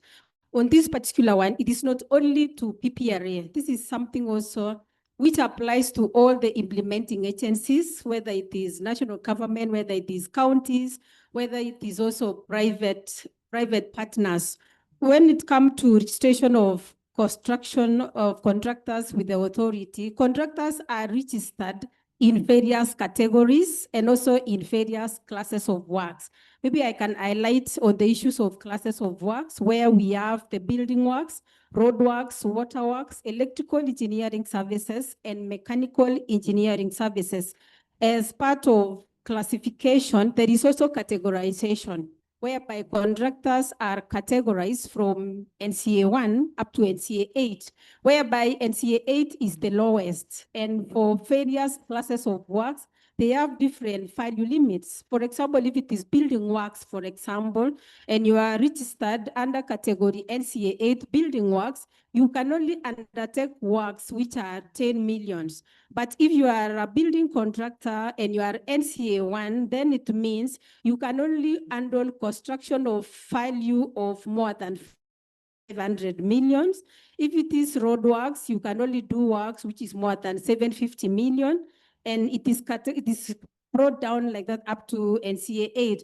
But what we've observed is that when it's come to implementing agencies, not really PPRA, what implementing agencies, when they are tendering, when they are asking for bids, you find that they are tendering for works which is, let's say, 10 million, for example, and you find them inviting even NCA 1 contractors, or the categorization you pick from, let's say, NCA 4 and above. So when you group all these contractors, you will find that an NCA 4 contractor and NCA 1 contractor, how they will price their tenders. It will be a big difference, because when it comes to an NCA 1 contractor, you find that they have more overhead and more capital to meet. So when it comes to their pricing, you find that an NCA 1 contractor, for example, will price high because of more overheads in their company.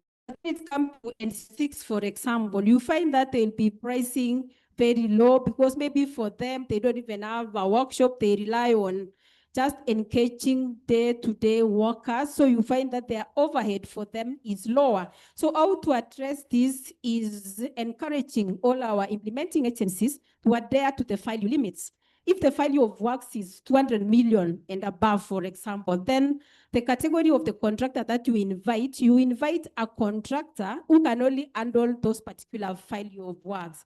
So that applies to all the implementing agencies.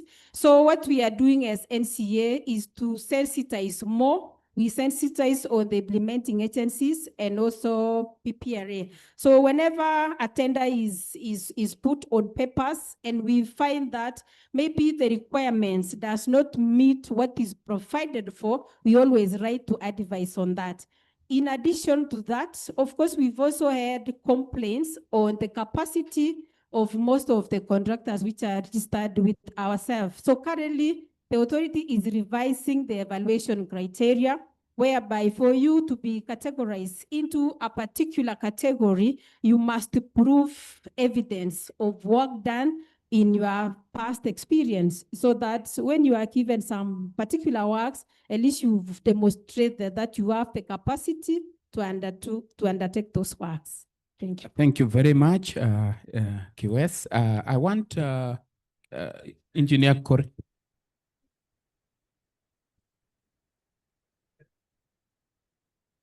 All right, you'll clarify the question. We respond to one of your questions by Engineer Korir on the entry for engineers, the entry point for engineers, and also the involvement of county assembly in the inspection, and oversight.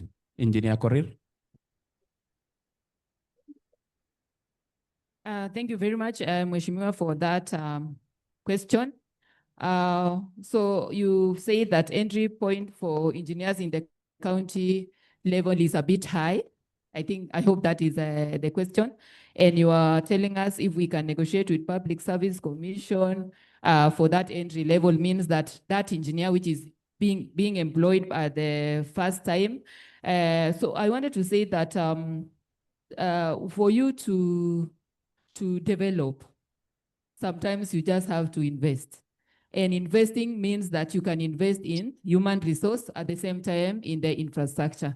So as far as we are, there's negotiation with the public service. I don't know whether I can be heard. Also the entry level that was approved for the engineers, and going below that, I don't know. So I think it is it's a good thing that you have considered that engineers can actually be employed but the entry level is the problem. But I want to say that we can actually budget and consider that, because when investing, you have to invest rightfully. You have to invest with the right human resource. You have to invest to employ the right people for the right system. So I hope I got that question. But I think they're still open. We can still talk to the public service, but I want my engineer to add something. Thank you. 30 seconds. Thank you. Thank you very much. When I joined the local government, and I want to tell the county governments that county governments used to even pay more than national governments. Somewhere along the line, with the increments in the salaries, national government then overtook the local authorities in paying, because remember, the payments for the local authorities was negotiated under CBA. So for you to be able to retain, because for me, I worked for 27 years, for you to be able to retrain the engineers, you must give them a good package. We had training opportunities, and those training opportunities, when you went to Public Service Commission, there was a desk officer specifically for the local government. And so we enjoyed the benefits of training. And once you got trained, you're also entitled to a promotion. And beyond that, which you don't get in the national government, is that as a county engineer or an engineer then in the council or in the municipality, you are able to rotate and get more skills. So once you worked in the different sectors that were owned by the council or the municipality at that time, then it was easy for you to get registered as a professional engineer. So we had better working environments than we have now that are more politically driven. Although again, at that time, we still had councillors, but you really need to look at why are the engineers leaving and address that problem. We at IEK are willing to come and meet the county assembly and discuss further. Now, you have talked about the issue of oversight. Now, engineers are technical, and we must agree that the assembly is made of political leaders. The question is that, are you willing to then listen to the technical side, the technical advice we would give? Because it is based on that technical advice that then you, as the oversight of the counties at the assembly level, you'll be able to make informed decisions. So if you look at today's presentation, we have given you an infrastructure scorecard. We've also talked to you about digitalization.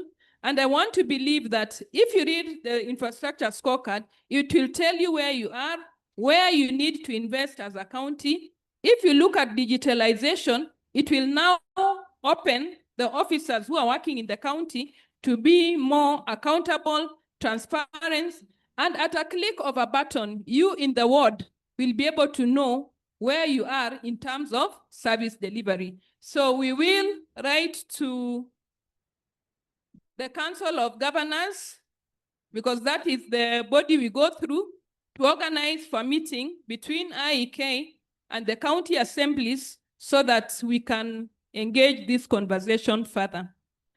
Thank you. Thank you very much. And just to add, there is the aspect of the inspection handbook. This has been done in collaboration with both the Council of Governors and the NCA and IEK. So it's a collaborative effort that has been done with the IEK. Maybe for one clarification, then we can be able now to close this. Just one clarification on the first question. Assume all the contractors are in the same level.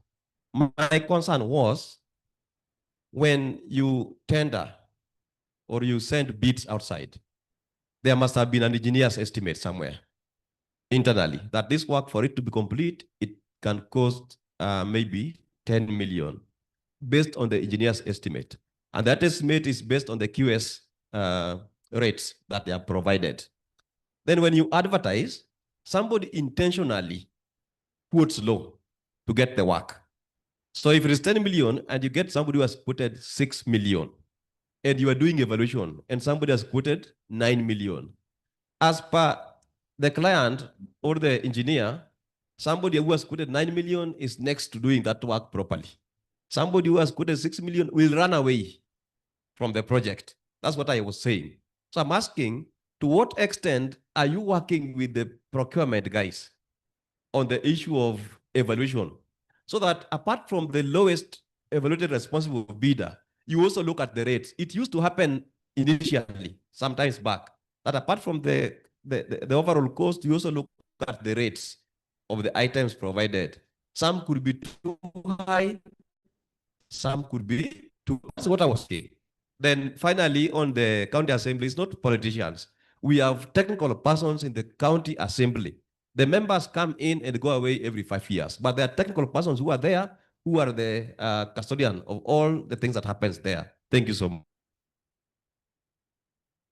Thank you. Thank you very much for highlights and for the information. And I believe this requires a collaborative effort so that both the professional bodies together with the county and national government to work together so that we can be able to, change laws where appropriate. Thank you very much. And we have some questions that are coming to us from online platform. We have performance measures. What practical data-driven indicators can be used to fairly assess the performance of elected leaders in service delivery, considering the different levels of government responsibility? That's question one. Question two, they are behind you, transparency and digitalization. How can digital tools such as online dashboards or citizen scorecards be implemented to make government performance transparent and accessible to the public in real time? And last question from our online platform is accountability and political will. What strategies can be put in place to ensure that performance metrics genuinely influence political accountability? Thank you very much for those who've asked these questions online. And as our panelists are responding, I want to give them each 2 minutes so that you can respond to this aspect. As at the same time, you give us your parting shot so that we bring this session to a close. And afterwards, I'll call upon the next person to guide. I will start from Susan. Thank you. I'll clarify on the question which was asked with regards to the lowest evaluated tender, and you're asking to what extent we work with PPRA. You realize that the PPRA, they also have a law, or it is provided for in their act and also in their regulation, whereby the contractor that can be awarded is lowest evaluated. So in the scenario that I had explained earlier, it was for the case whereby maybe contractors are of different categories. But you've clarified that in this case, we assume that all the contractors are of the same categories. So in this, if they've gone through the registration, then all of them must have the same capacity and capability to carry out those works. But when it comes to the lowest, whereby you just disqualify somebody because of tendering law, because before even an award is given, if a contractor has tendered much below the estimate, for example, I am aware that the client have a liberty to write to that contractor to confirm whether he will do those works as per the rates which are given. So in the law, there is no way we can disqualify that contractor. Previously, Public Works, for example, they used to have an engineer's estimate, whereby if you bid plus or minus 10%, you are going to be disqualified. But currently, in the revised law, there is no provision for that. Thank you. Thank you very much. And that requires a clear alignment of laws so that such can be resolved. Yes, but yeah, I believe you also had your parting shot in the same. So you can give us your parting shot. Then we get to Engineer Korir. Okay, thank you so much. My parting shot is that I appreciate this participation. I know it has been an insight, it has been interactive, and we look forward to working together, collaborating together to make the construction industry a better place to be. And maybe to end, Authority, we are also having a site event, which is starting at 2 at tent number 9. So I'll also kindly invite all of us to join us at 2. Thank you. Thank you. Thank you very much. Before I do my parting shot, there was a question from Kariuki on digital literacy. And I wanted to say that maybe the engineers or the members of the counties, the staff of the counties can be actually trying to attend, especially engineers, to attend the IEK capacity buildings, which we always organize in different digital platforms.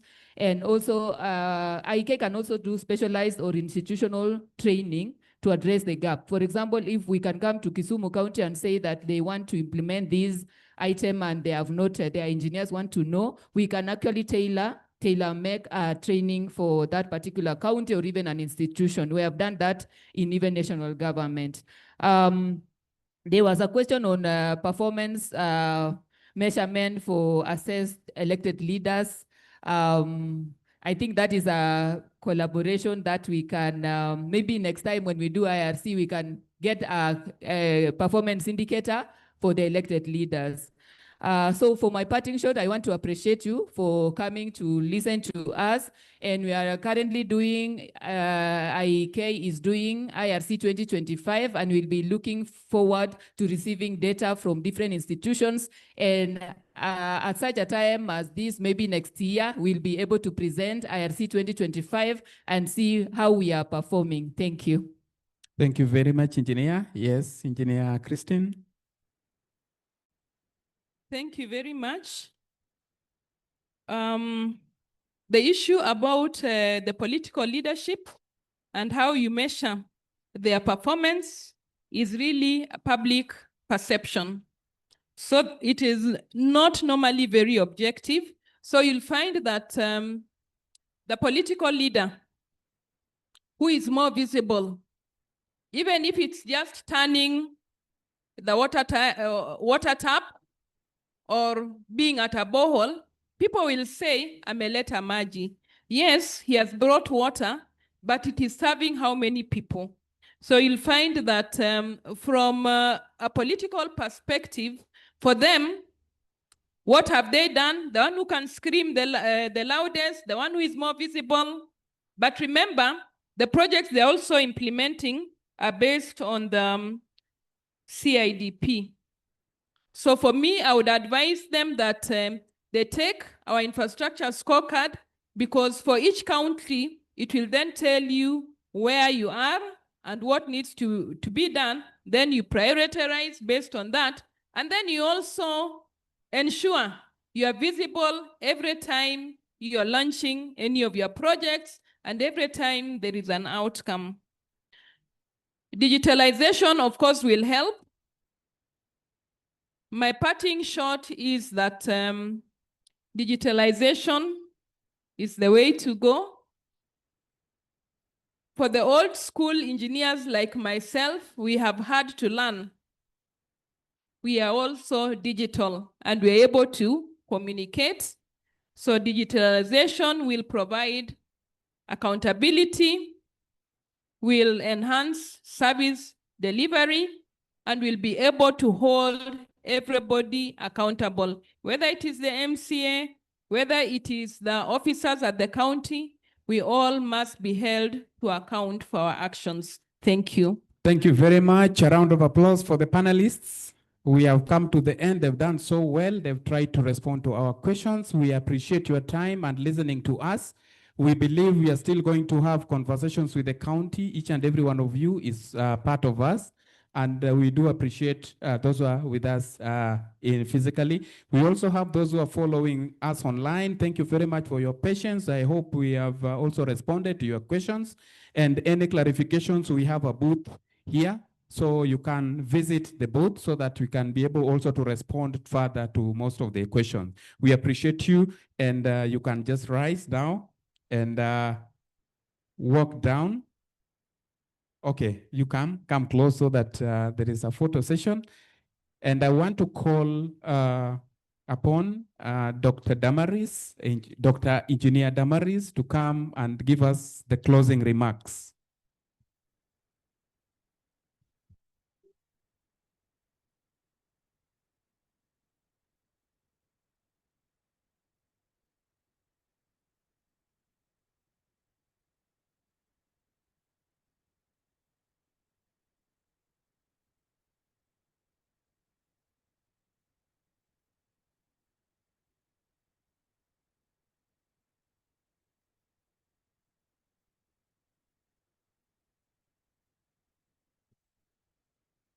So, Engineer, welcome. I'd like to take this opportunity to thank you all for joining us in this side event. Thank you all. And what I would like to just emphasize is that all the services that IEK is to offer in the various counties, we are devolved. We have various branches, and in each branch, we have the county heads. So at the click of the button, you can always meet us. And also, if you are to access our services, we have our social media handles, we have our websites, we have our mobile contacts. You can always contact us for any services you need. As we are speaking about digitalization, it's quite important in all the services that are offered in the county, be it health, agriculture, and all these things. With digitalization, you are able to plan, because all these things is about data. Once we are digitalized, we have the data that we can plan, maintain, operate, and do anything that we need in the county. So that is the way to go, so that we are able to plan and also promote our various development agendas within our counties. Other than that, it also helps us to meet our various sustainable development goals. To talk more about IEK, being the leading voice for engineers, we have quite a lot to offer. And as a parting shot to continue with this conversation, I invite you for that second convention that will be happening in Pride in Mombasa, so that we can continue with more of this conversation and we are able to interact further. So welcome and interact with the Institution of Engineers of Kenya. Thank you for attending.